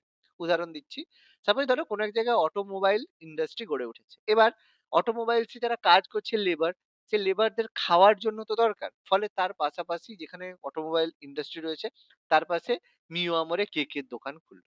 এবার যখন লোকে শুধু কি কেক খাবে, তার সাথে সাথে লোকের একটু বিরিয়ানি খাওয়ারও ইচ্ছা হয়, যেন পাশে আবার দেখো আরসালানের বিরিয়ানি হয়ে গেল। তার পাশে দেখো আবার সবসময় কি বিরিয়ানি আর হচ্ছে এ খাবে, মোমো খাওয়ার ইচ্ছা হয়, ফলে মোমো একটা খুললো। এবার শুধু কি হবে, এবার যারা ওই গাড়ি তৈরি করবে তাদের কিছু কেনাকাটার ইচ্ছে হতে পারে, তখন পাশে আবার বাটার শোরুম, জুতোর দোকান খুলে গেল। তার মানে কি, একটা শিল্প যেটা অটোমোবাইল শিল্প, তাকে কেন্দ্র করে একাধিক শিল্প পাশে গড়ে উঠলো। আবার সেখানকে যাতে লোক এসে কোনো কিছু টাকার দরকার হলে কাছাকাছি যাতে ব্যাংক পেয়ে যায়, পাশে একটা ব্যাংক খুলে গেল। তাহলে এই শিল্পগুলোকে বলে অনুসারী শিল্প। মানে একটা শিল্পকে কেন্দ্র করে যখন একাধিক শিল্প গড়ে ওঠে, সেই শিল্পগুলোকে বলা হয় অনুসারী শিল্প। মানে সেই শিল্পকে অনুসরণ করে গঠিত হয়েছে বলে অনুসারী শিল্প বলা হয়। এবার এই শিল্পকে লাইসেন্স মুক্ত এবং বিদেশি বিনিয়োগের উপযুক্ত করে তোলার ফলে এই শিল্পের রপ্তানিতে প্রচুর সাফল্য পাওয়া গেছে। এই শিল্প ক্ষেত্র সবচেয়ে দ্রুত বৃদ্ধিপ্রাপ্ত ক্ষেত্র, মানে সবচেয়ে বেশি দ্রুত বৃদ্ধি পাচ্ছে। এবার ব্যাপারটা হচ্ছে কি, আগে কি হতো, তুমি যদি কোনো ব্যবসা করতে যেতে 1991 এর আগে, 1991 এর আগে তোমার প্রচুর লাইসেন্স নিতে হতো। এরপর যখন 1991 সালের পরে সরকার কি করেছে, লাইসেন্স আস্তে, আস্তে দেখেছি বিভিন্ন জায়গাকে লাইসেন্স, বিভিন্ন শিল্পকে লাইসেন্স বহির্ভূত করেছে। এখন যে কেউ চাইলে যত খুশি ব্যবসা করতে পারে। বিদেশিরা চাইলেও এখানে এসে বাণিজ্য করতে পারে। এখানে বিনিয়োগ করতে পারে, ইনভেস্টমেন্ট করতে পারে। ফলে কি হচ্ছে, এই শিল্পে যদি কোন শিল্পে যদি প্রচুর বেশি ইনভেস্টমেন্ট হয়, তাহলে কি হবে? তার ডেভেলপমেন্ট হবে। তাহলে ডেভেলপমেন্ট হলে প্রচুর বেশি রপ্তানি হবে, বিক্রি হবে। তাহলে যখনই বিদেশি বিনিয়োগ বেশি হবে, তখনই কি হবে? সেই ইন্ডাস্ট্রি বেশি গ্রো করবে। এই আজকের দিনে অনেকে চিৎকার করছে যে মোদিজি দেশকে বিক্রি করে দিয়েছে, হ্যান-ত্যান সেই ব্যাপার। তাহলে ব্যাপারটা কি হচ্ছে যে মোদিজির কারণে ভারতে এখন প্রচুর বিনিয়োগ হচ্ছে। মানে বিভিন্ন ফরেন কোম্পানি বলো, আম্বানি, আদানি বলো, বিভিন্ন ব্যবসায় ইনভেস্ট করছে। এতে লাভ কি হচ্ছে? সেই সেক্টর গুলো কিন্তু উন্নত হচ্ছে। ঠিক আছে? যেমন একটা উদাহরণ দিচ্ছি। সাপোজ কেউ যদি ট্রেনে চাপো, ট্রেনে হয়তো চেপেছো। ধরো আজ থেকে হচ্ছে ১০ বছর আগে কেউ ট্রেনে কোনো জায়গায় গিয়েছো, তার অভিজ্ঞতা। আর আজকের দিনে ট্রেনে যাওয়া, দুটোর অভিজ্ঞতার মধ্যে আকাশ পাতাল পার্থক্য রয়েছে। তোমরা নিজেরাই বুঝতে পেরেছো। আগে যখন ট্রেনে যেতে, সে ট্রেন মানে একদম ধরো হচ্ছে তামিলনাড়ু যাচ্ছ। তাহলে ১ রাত্রি বা ২ রাত্রি ট্রেনে কাটাতে হয়। এবার দেখবে ট্রেনে খেয়েছো, খেয়ে সেখানে ফেলেছো। এবার তারপরে টয়লেটের কথা তো নতুন করে বলছিই না, ট্রেনের মধ্যে কি হয়। আর আজকালকার দিনে তুমি যদি ট্রেনে যাও, দেখবে কিছুক্ষণ পরে, পরে এসে তোমার মানে যেগুলো ফেলেছো সেগুলো নিয়ে যায়। প্লাস তারপরে বাথরুম দেখবে কিছুক্ষণ পরে, পরে পরিষ্কার করে। কেন হচ্ছে? কারণ এখন রেলের যে এই যে ব্যাপারটা, এই যে পরিষ্কার করার ব্যাপারটা, এটা কোম্পানিকে দেয়া হয়েছে। আইআরসিটিসি। ঠিক আছে? এটা কিন্তু আইআরসিটিসি ব্যাপারটা Indian railway catering tourism service. মানে ক্যাটারিং মানে সবকিছু ওরা কিন্তু করে। ফলে এটা একটা কোম্পানিকে দেওয়া হয়েছে। এটা কিন্তু কোনো মানে মানে কেন্দ্র সরকারের কিন্তু কোনো ব্যাপার না। এটা কোম্পানিকে কন্ট্রাক্ট দিয়েছে, তুমি আমার হয়ে রেলের এই কাজগুলো করো, সেইজন্য পাবে। তাহলে কোম্পানি জানে সে যদি সার্ভিস ভালোভাবে না দেয়, লোক যদি ফিডব্যাক না দেয় খারাপ, তাহলে সেই কোম্পানির জায়গায় অন্য কেউ চলে আসবে। ফলে আজকের দিনে দেখো তুমি রেল যাত্রা করে যথেষ্ট ভালো একটা ফিল হচ্ছে। সেই ব্যাপারটা। সেগুলো সেই কারণের জন্য বিদেশি বিনিয়োগ বা এই জিনিসগুলো প্রাইভেটাইজেশন দরকার। ওকে? তো এই শিল্পের সবচেয়ে বড় রপ্তানির জায়গা, কোন জায়গায় সবচেয়ে বেশি রপ্তানি হয়? ইউএসএ এবং ইউরোপ। দেখো, আমাদের দেশে ভারতের মধ্যে কটা লোকের গাড়ি আছে? খুব রেয়ার, খুব কম লোকেরই কিন্তু গাড়ি রয়েছে। কিছু, কিছু লোক মানে যারা একটু বড়লোক হয় তারা গাড়ি রাখে। আর কিছু, কিছু লোক যাদের একটু রেগুলার অফিস যেতে হয়, প্রয়োজন হয়, তারা গাড়ি রাখে। কজন লোক ভারতে গাড়ি রাখে? যদি গাড়ির প্রয়োজনও হয়, দেখে ধুর গাড়ি নিয়ে কি হবে? রেন্ট নিয়ে দেবো। যেদিন প্রয়োজন হবে গাড়ি একটা ভাড়া করে নেবো কোথাও যাবো। কিন্তু কেউ কি গাড়িও তো কিনে বাড়িতে রাখতে চায়? রাখতে চায় না, কারণ কি মেইনটেন্যান্স করতে হবে, কি আবার কে রাখার জায়গা কি করবে? কিন্তু আমেরিকা বা ইউরোপে কিন্তু এই কালচার অন্যরকম। ওখানে লোক মানে লোনে হলেও ঝট করে একটা গাড়ি কিনে নেয়। কেন কি? ও একটু যাবো, আমার গাড়ি ছাড়া আমার চলবে না। কারণ ওই জায়গায় পাবলিক ট্রান্সপোর্ট কিন্তু খুব একটা বেশি ভালো নয়। ঠিক আছে? সেইজন্য ওই জায়গায় দেখবে বেশিরভাগ লোক গাড়ি নেয়। ফলে যদি কোনো একটা জায়গার লোক বেশি গাড়ি নেয়, তাহলে সেই জায়গায় বেশি তুমি যে গাড়িগুলো তৈরি করবে, সেখানেই বেশি বিক্রি হবে। ওইজন্য আমেরিকা, ইউরোপে প্রচুর বেশি গাড়ি কোম্পানি রয়েছে। ঠিক আছে? ভারতে কে গাড়ি বানায়? তার মধ্যে খুবই গুরুত্বপূর্ণ অবশ্যই আমাদের টাটা মোটরস, যেটার কথা আমরা বারবার বলি। কোথায়? জামশেদপুর, ঝাড়খণ্ডে এদের ফার্ম রয়েছে। তারপরে আমাদের সানন্দ রয়েছে, গুজরাটে সানন্দ রয়েছে। তারপরে এখানে ২ টো জায়গায় রয়েছে, টাটা মোটরস এর জামশেদপুর আর গুজরাটের সানন্দে রয়েছে। তারপরে আমাদের ওই যে যেটা আমাদের পশ্চিমবঙ্গে হওয়ার কথা ছিল, সেখান থেকে গুজরাটের ওই যে ন্যানো বানাবে বলেছিল, সেটা গুজরাটে চলে গেছে। মোদিজি বলেছে, "চলো আমার কাছে আসো।" চলে গেছে। হিউন্ডাই মোটরস জানি, সেটা আমাদের পেরুবুদম, যেটা তামিলনাড়ুতে রয়েছে। অশোক লেল্যান্ড, দেখবে বড়, বড় যেসব যে গাড়ি, শক্তিমান গাড়ি-টাড়ি, সেসব যে ভারী যেসব গাড়ি হয়, অশোক লেল্যান্ড, সেগুলো তামিলনাড়ুর এন্নোরে রয়েছে। উত্তরাখণ্ডের পান্তনগরে রয়েছে। বিএমডব্লিউ, সেটা আমাদের চেন্নাইতে রয়েছে বিএমডব্লিউ। মাহিন্দ্রা এন্ড মাহিন্দ্রা, সেটা আমাদের তেলেঙ্গানার জাহিরাবাদে রয়েছে। মহারাষ্ট্রের মুম্বাইতে রয়েছে। অডি গাড়ির নাম শুনেছ? মহারাষ্ট্রের ঔরঙ্গাবাদে রয়েছে। তাহলে ভারতে এরা কি করে? মোটর গাড়ি বানায়। আর মোটর সাইকেল বানায় কারা? Hero company, hero motor cup. Gurgaon, যেটা রয়েছে হরিয়ানাতে রয়েছে। হরিয়ানাতে হোন্ডা, আগে হিরো হোন্ডা একসাথে ছিল, এখন হিরো হোন্ডা আলাদা হয়ে গেছে, জানো তো? তো হোন্ডা মোটর এন্ড স্কুটার, যেটা আমাদের মানসের হরিয়ানা আর কর্ণাটকের নাসালপুরে রয়েছে। বাজাজ, একটা সময় বাজাজ হচ্ছে সবকিছু রাজ করতো। আজকের দিনে অনেক কমে গেছে বাজাজ। পান্তনগর উত্তরাখণ্ডে রয়েছে, মহারাষ্ট্রের পুনেতে রয়েছে। টিভিএস মোটর নলাগড়ে রয়েছে, মহীশূর কর্ণাটকে রয়েছে। ইয়া ইয়ামা মোটরস চেন্নাইয়ে রয়েছে, সুরজপুরে রয়েছে। আর রয়্যাল এনফিল্ড আমাদের চেন্নাই, তামিলনাড়ুতে রয়েছে। এবার এত কিছু মনে রাখতে পারবে না, ঠিক আছে? আমি এখান থেকে দুটো দাগ দিয়ে দিচ্ছি, ২-৪ টে দাগ দিয়ে দিচ্ছি, যেগুলো পড়ে রাখবে যে এরা কোন জায়গায় এগুলো তৈরি করে বা কোন জায়গায় এদের রয়েছে। যেমন এখান থেকে পড়তে হবে, যেটা প্রচুর পড়ে, যে টাটা মোটরস এর নির্মাণ কোথায় রয়েছে? জামশেদপুর আর গুজরাটের সানন্দ। ঠিক আছে? এটা আমাদের পড়তে হবে। এটা প্রচুর পড়ে, কারণ টাটা মোটরস ভীষণ ফেমাস আমাদের দিক থেকে। আর পড়তে হবে কি? ঐতিহাসিক কোম্পানি বাজাজ, পন্তনগর উত্তরাখণ্ড আর পুনে মহারাষ্ট্র, এটা পড়তে হবে। ঠিক আছে? এই দুটো জায়গা আমাদের বেশি পড়তে হয়। আর বিএমডব্লিউ টা করে রাখবে, যেটা আমাদের একটু পরে, চেন্নাই, তামিলনাড়ুতে। এই ৩ টে, ঠিক আছে? এই ৩ টে থেকে যত বেশি যদি প্রশ্ন পড়ে, এই ৩ টে জায়গা থেকেই পড়ে। তো তার মধ্যে সবথেকে বেশি পরীক্ষায় আসা প্রশ্ন, সেটা হচ্ছে টাটা মোটরস। এটাকেই সবথেকে বেশি পছন্দের প্রশ্ন। কিছু জায়গায় বাজাজ এসে থাকে। বিএমডব্লিউ এখনো পর্যন্ত সেরকম পরীক্ষায় কোয়েশ্চেন এর মধ্যে প্রিভিয়াস ইয়ারে আসেনি। কিন্তু এই ৩ টে বেশি আসতে পারে। ওকে? এবার এই অটোমোবাইলস কারখানা প্রচুর হওয়ার জন্য আমাদের যে চেন্নাই রয়েছে, চেন্নাইকে বলা হয় ভারতের ডেট্রয়েট। ঠিক আছে? এটা পরীক্ষায় আসে। যেমন ভারতের হচ্ছে আমেদাবাদকে ভারতের ম্যানচেস্টার বলা হয়, ম্যানচেস্টার সেরকম। ভারতের ডেট্রয়েট বলা হয় চেন্নাইকে। কেন?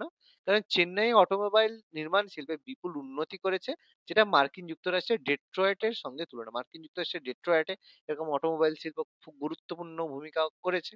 এজন্য চেন্নাইকে বলা হয় ভারতের ডেট্রয়েট। অটোমোবাইলস এর কারণে। ঠিক আছে?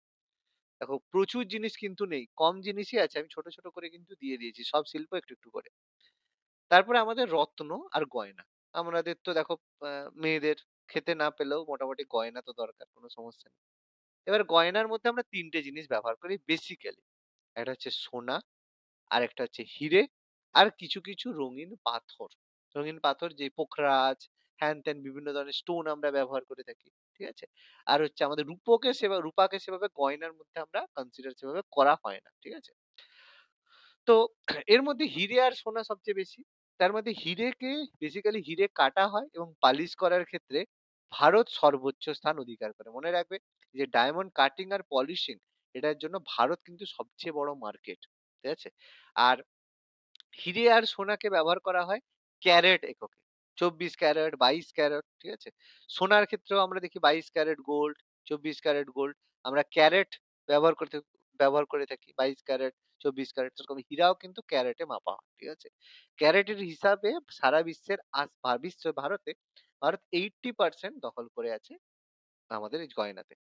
তো এর মধ্যে যেসব দেশের বাজারে সোনা রত্ন গয়না হয়, তার মধ্যে অবশ্যই আমেরিকা যুক্তরাষ্ট্র রয়েছে, হংকং রয়েছে, ইউএই রয়েছে, তার মধ্যে দুবাই রয়েছে, বেলজিয়াম, ইসরায়েল, জাপান সমস্ত দেশেই কিন্তু আমাদের এইসব রপ্তানি হয়ে থাকে। তার মধ্যে হিরে কাটার পালিশ করার ক্ষেত্রে সর্বোচ্চ কোন দেশ রয়েছে? সেটা কিন্তু ভারত রয়েছে। ঠিক আছে? এদের মধ্যে ইউএসএ তে মোট রপ্তানি ৩০% হয়। আর ২০০২ সাল থেকে সরকার অমসৃণ হীরার আমদানিকে লাইসেন্স মুক্ত করে। মানে হিরে যখন আসে তখন তো অমসৃণ থাকে। তারপরে সেগুলোকে কাটিং পলিশিং করলে তখন জ্বলজ্বল করে। আর হীরের উপরে বাণিজ্য নীতি ২০০৪-৯ সালে নতুন বাণিজ্য নীতি করা হয়েছে। এখান থেকে পড়তে হবে কি?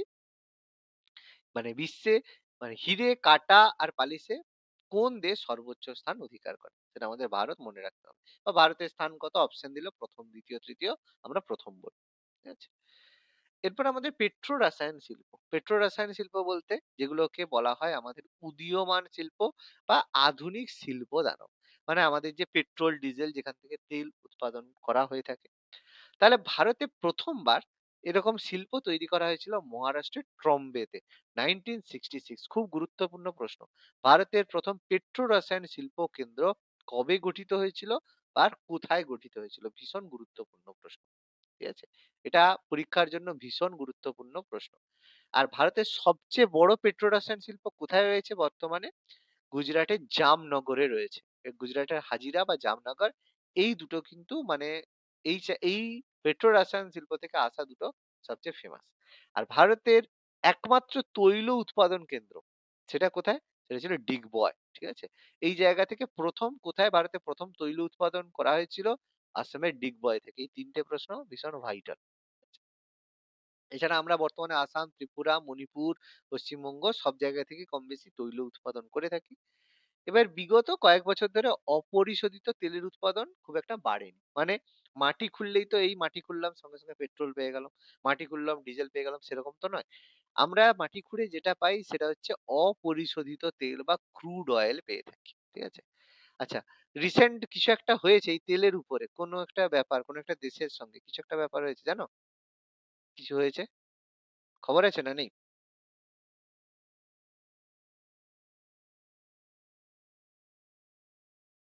এই রে। হ্যাঁ স্যার, ওই ভেনেজুয়েলার হ্যাঁ, কাছটা ভেনেজুয়েলা কি হয়েছে? ভেনেজুয়েলা কি হয়েছে? ওইখানকার তেলের দখল নেওয়ার জন্য। কি করেছে? মানে ভেনেজুয়েলাকে দখল কে করেছে? ভেনেজুয়েলা তো পৃথিবীর সবথেকে বেশি খনিজ তেলের ভান্ডার তো। হুম, হুম। কে দখল করেছে? দখল করেনি, ওখানকার প্রেসিডেন্টকে তুলে নিয়ে গেছে আর কি। আর কি ওই তেলের উপরে দখল নেওয়ার জন্য আমেরিকা। আমেরিকা ওটা বলেছে যে আমি তেলের দখল নেবো বলে তুলে নিয়েছি? স্যার, এখানে ইন্ডিয়ান নিউজ চ্যানেলে তো ওটাই দেখাচ্ছে। আমরা তো এটুকুই জানবো। আচ্ছা, একটু বলে দিই ব্যাপারটা কি হয়েছে। মানে ওটা হচ্ছে মানে আসল কারণ। কিন্তু ওই কারণটা তো বলবে না যে আমি একটা দেশের তেলের দখল নেবো বলে অ্যাটাক করছি। ব্যাপারটা তাকে তো একটা কারণ দেখাতে হবে হ্যাঁ, যে ওখানে তো এইটা। শান্তি। হুম। তো হ্যাঁ একটা কারণ তো হ্যাঁ, দেখাতে আমি হবে। স্যার অন্তর্নিহিত অর্থটা ডাইরেক্ট বললাম আর কি। হ্যাঁ, এবার অন্তর্নিহিত অর্থ সবাই বলছে। কিন্তু কারণ তো একটা দেখাতে হবে। তুমি সাপোজ ধরো আমি তোমার উপর আমার রাগ আছে। কি? না তুমি আমার ক্লাস করোনি বলে তোমাকে ক্লাস থেকে বের করে দেব। ঠিক আছে? কিন্তু আমি তো তোমাকে হচ্ছে মানে আমি তোমাকে ক্লাস থেকে বের করতে চাইছি কেন? যে তুমি ক্লাস করো না প্রত্যেকদিন। ঠিক আছে? এবার আমি তো সেটা বলতে পারব না। কারণ আমি ভর্তির সময় বলেছি ক্লাস করো না করো কোনো অসুবিধা নেই। কিন্তু আমার রাগ আছে তুমি ক্লাস করো না, তোমাকে ক্লাস থেকে বের করব।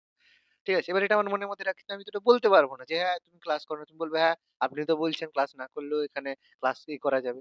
তাহলে সেটা তো আমি করতে পারব না। তাহলে আমাকে অন্য কারণ দেখাতে হবে। দেখাবো কি? না ক্লাসের সময় তুমি ডিস্টার্ব করো।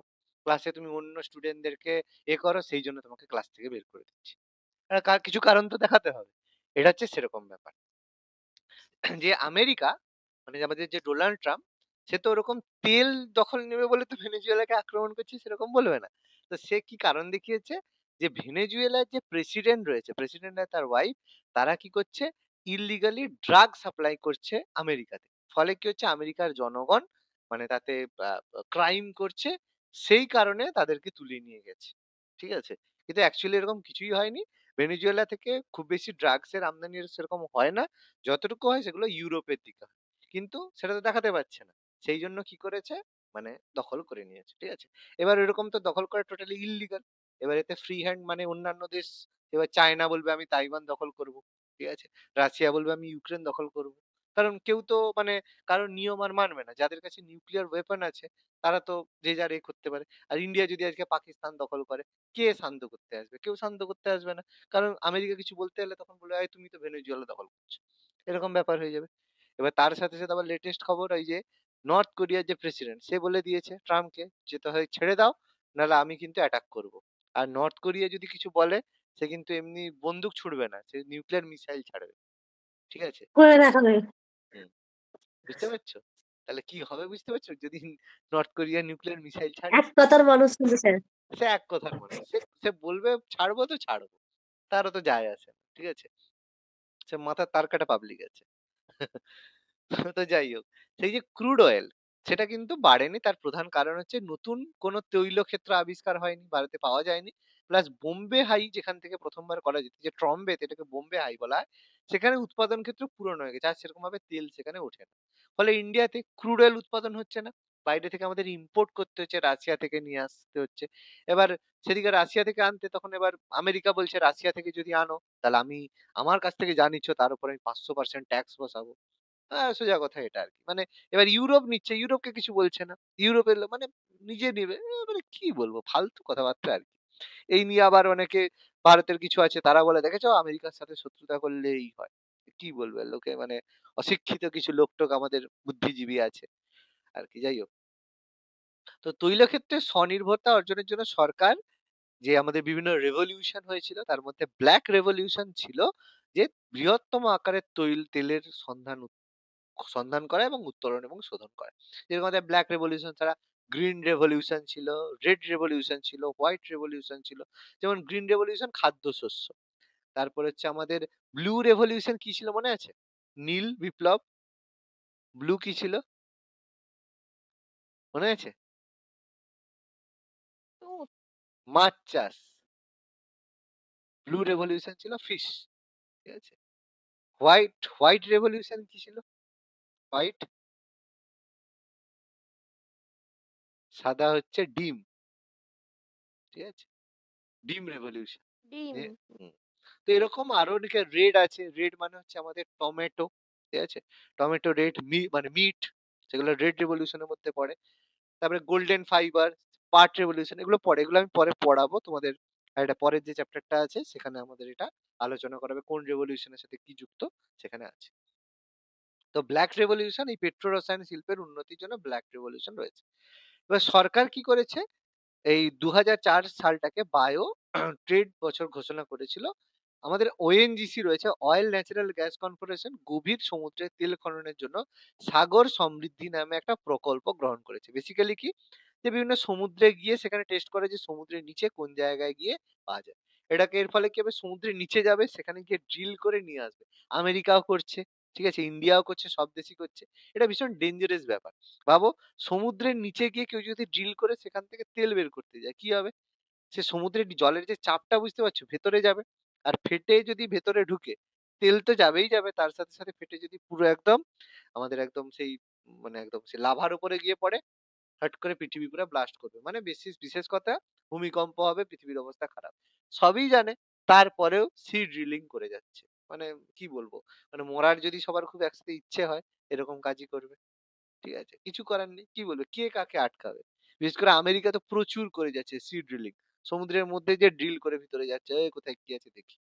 আরে সমুদ্রের জল ভিতরে ঢুকে যদি একদম লাভা-টাভার তে কনট্যাক্ট এ আসে, কি হবে বুঝতে পারছে? কোন চিন্তা ভাবনা নেই। সবাই ওয়ার্ন করছে যে, "আরে এরকম করলে এরকম হবে।" তবু কোন চিন্তা নেই। এই যে এখন আমাদের হচ্ছে আরাবল্লী কেটে ফেলছে। আরাবল্লী ভেঙে দিচ্ছে।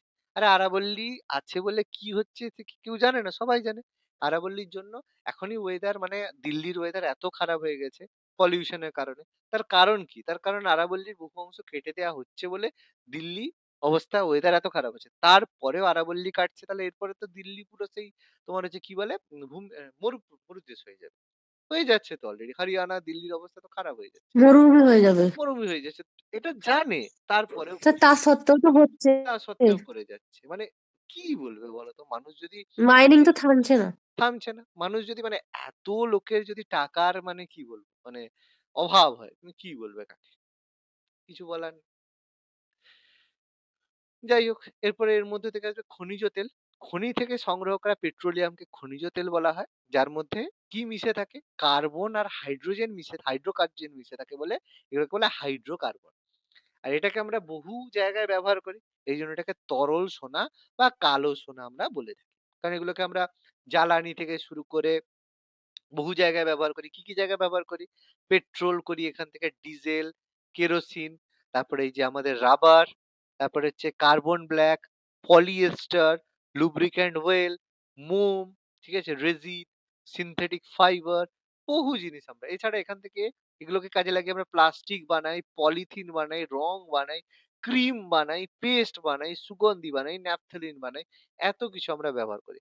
তাহলে সেইজন্য এটাকে আমরা তরল সোনা বা লিকুইড ডায়মন্ড বা ব্ল্যাক ডায়মন্ড আমরা বলে থাকি খনিজ তেলকে।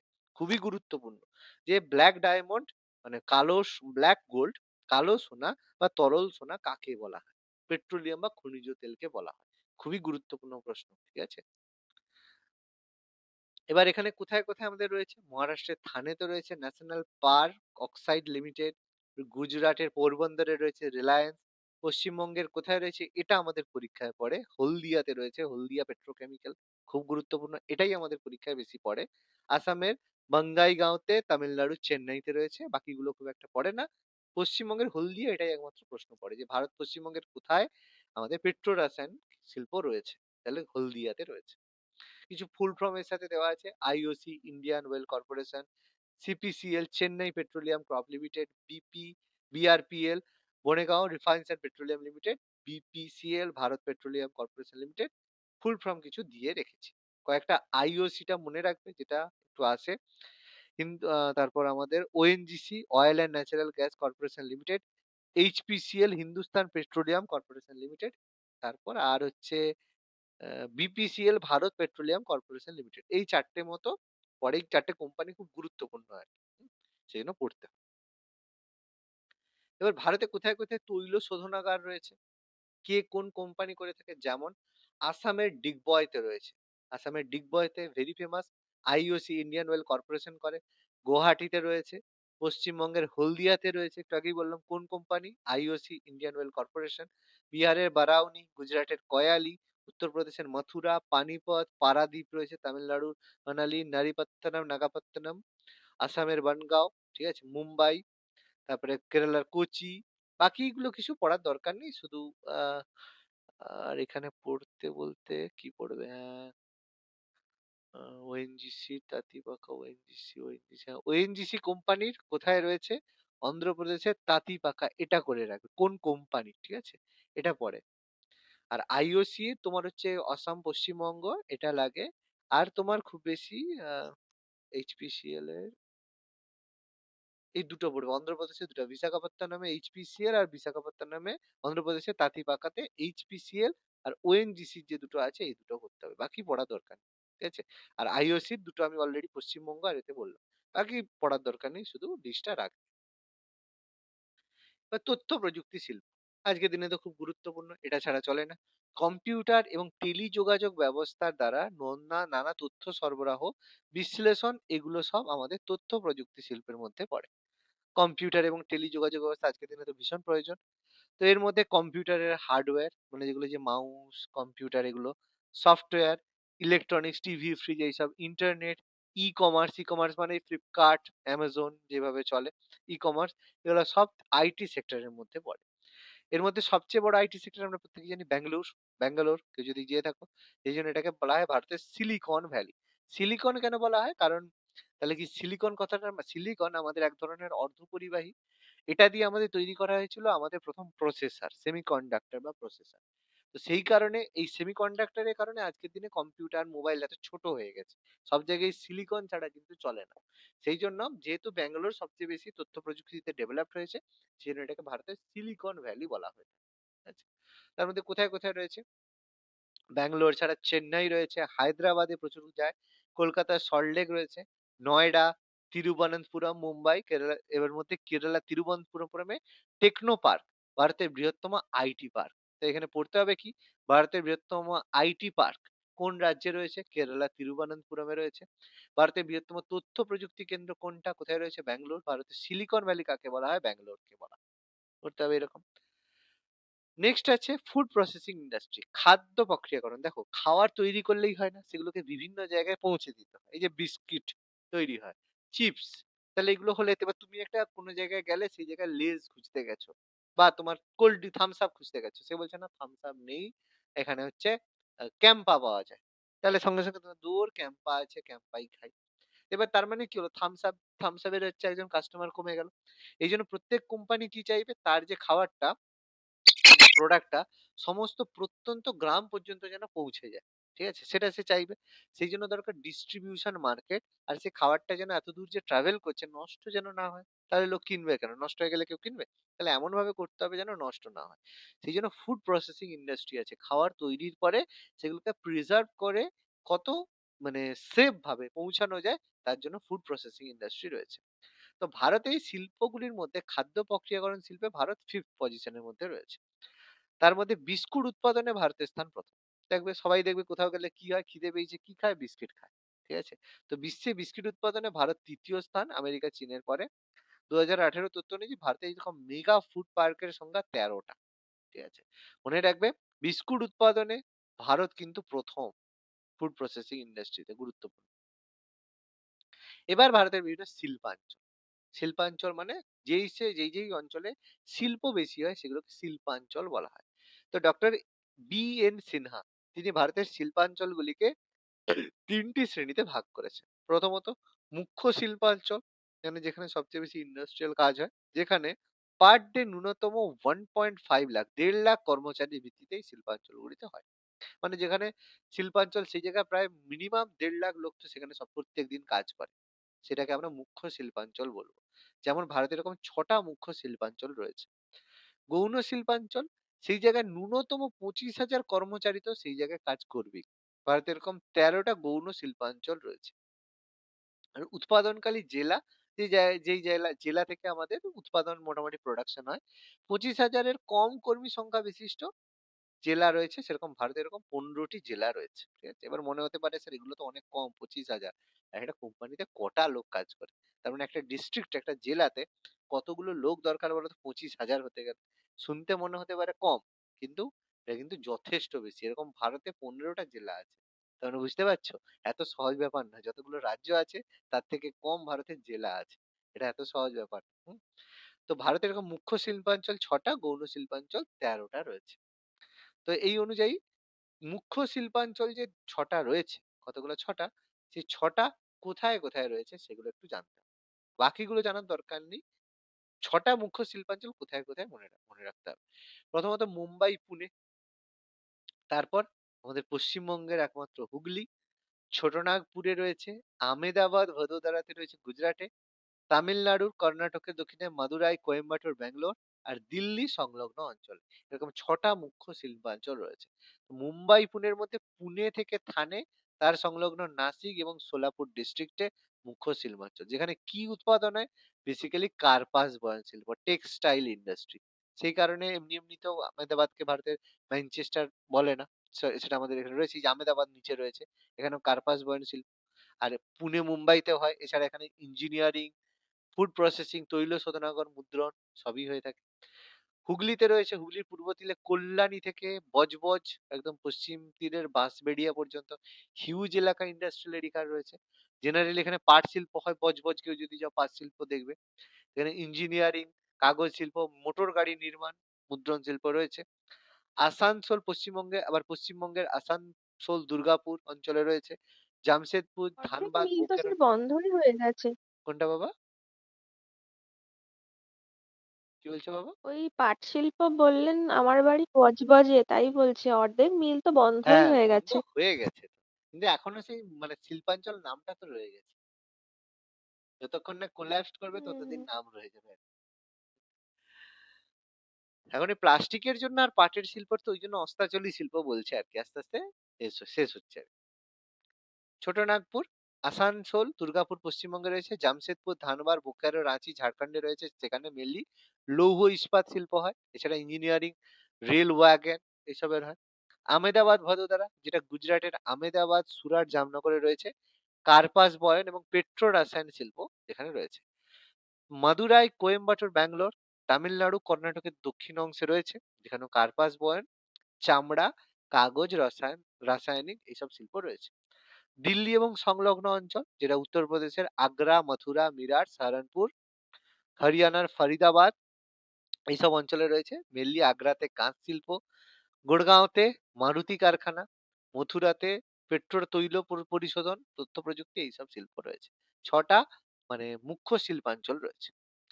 এবার ভারতে বিভিন্ন পাবলিক সেক্টর আন্ডারটেকিং, এবার আর ইন্ডাস্ট্রি গুলো নেই। এবার ব্যাপারটা কি হচ্ছে, ভারতে বিভিন্ন ধরনের পিএসইউ রয়েছে। পিএসইউ কথাটার মানে হচ্ছে পাবলিক সেক্টর আন্ডারটেকিং। মানে ব্যাপারটা হচ্ছে কি, সরকার এরকম অনেক কোম্পানি, তুমি একটা কোম্পানি বানিয়েছো, এবার দেখা গেল সরকার দেখলো যে এই কোম্পানিটার উন্নতি দরকার রয়েছে এবং এই কোম্পানিটা সবার মানে সব মানুষের জন্য প্রয়োজন।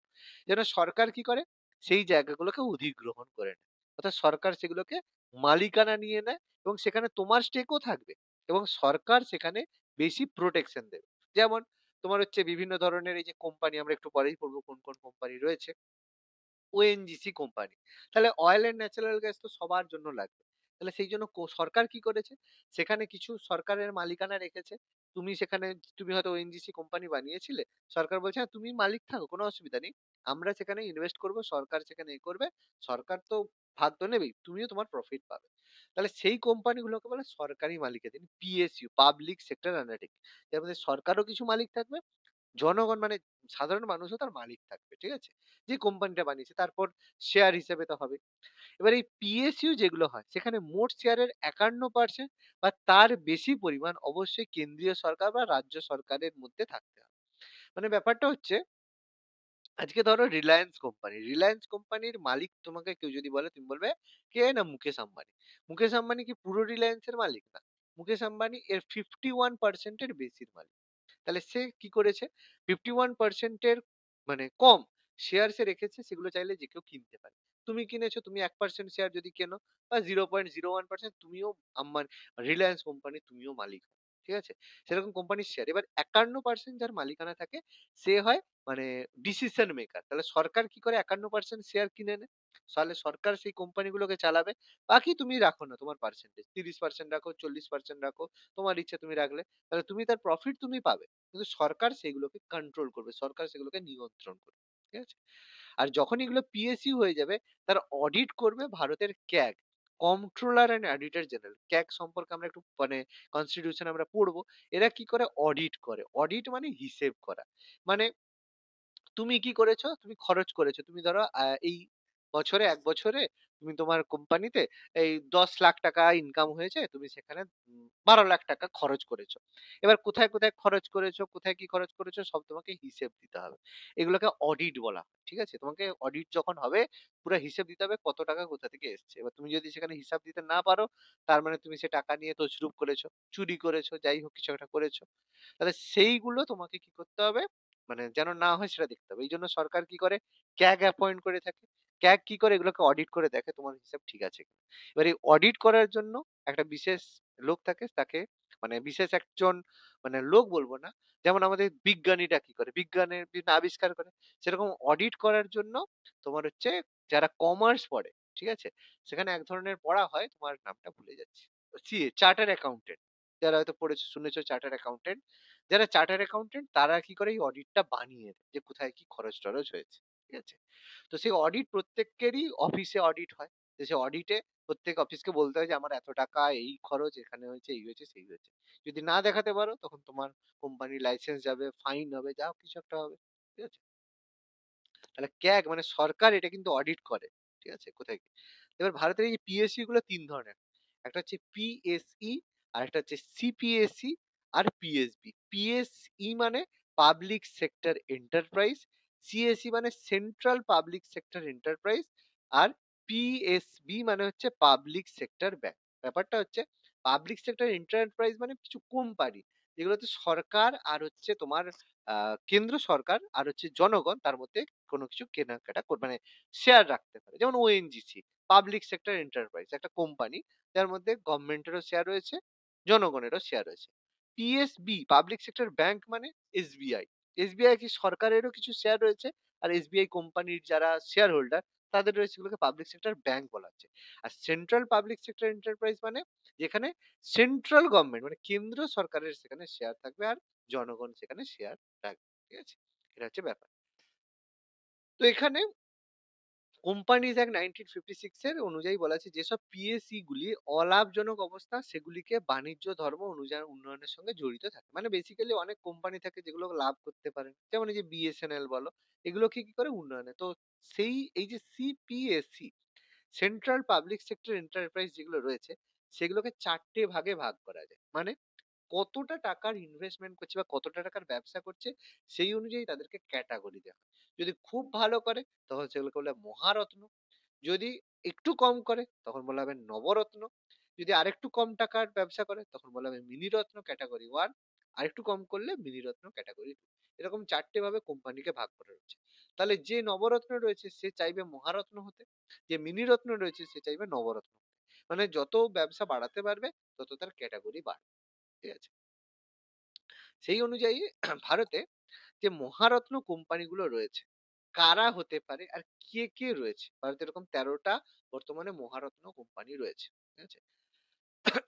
তো ভারতে মহারত্ন কোম্পানি তাদেরই বলা হবে যাদের বিগত 3 বছরের অ্যাভারেজ অ্যানুয়াল টার্নওভার, মানে শেষ 3 বছরে যেন খুব বেশি টাকা নয়, যদি ন্যূনতম 20,000 কোটি টাকার যদি টার্নওভার ব্যবহার করে 3 বছরে, 20,000 কোটি টাকার যদি টার্নওভার, 20,000 কোটি টাকার যদি ব্যবসা করে, তাহলে তাকে বলা হবে মহারত্ন।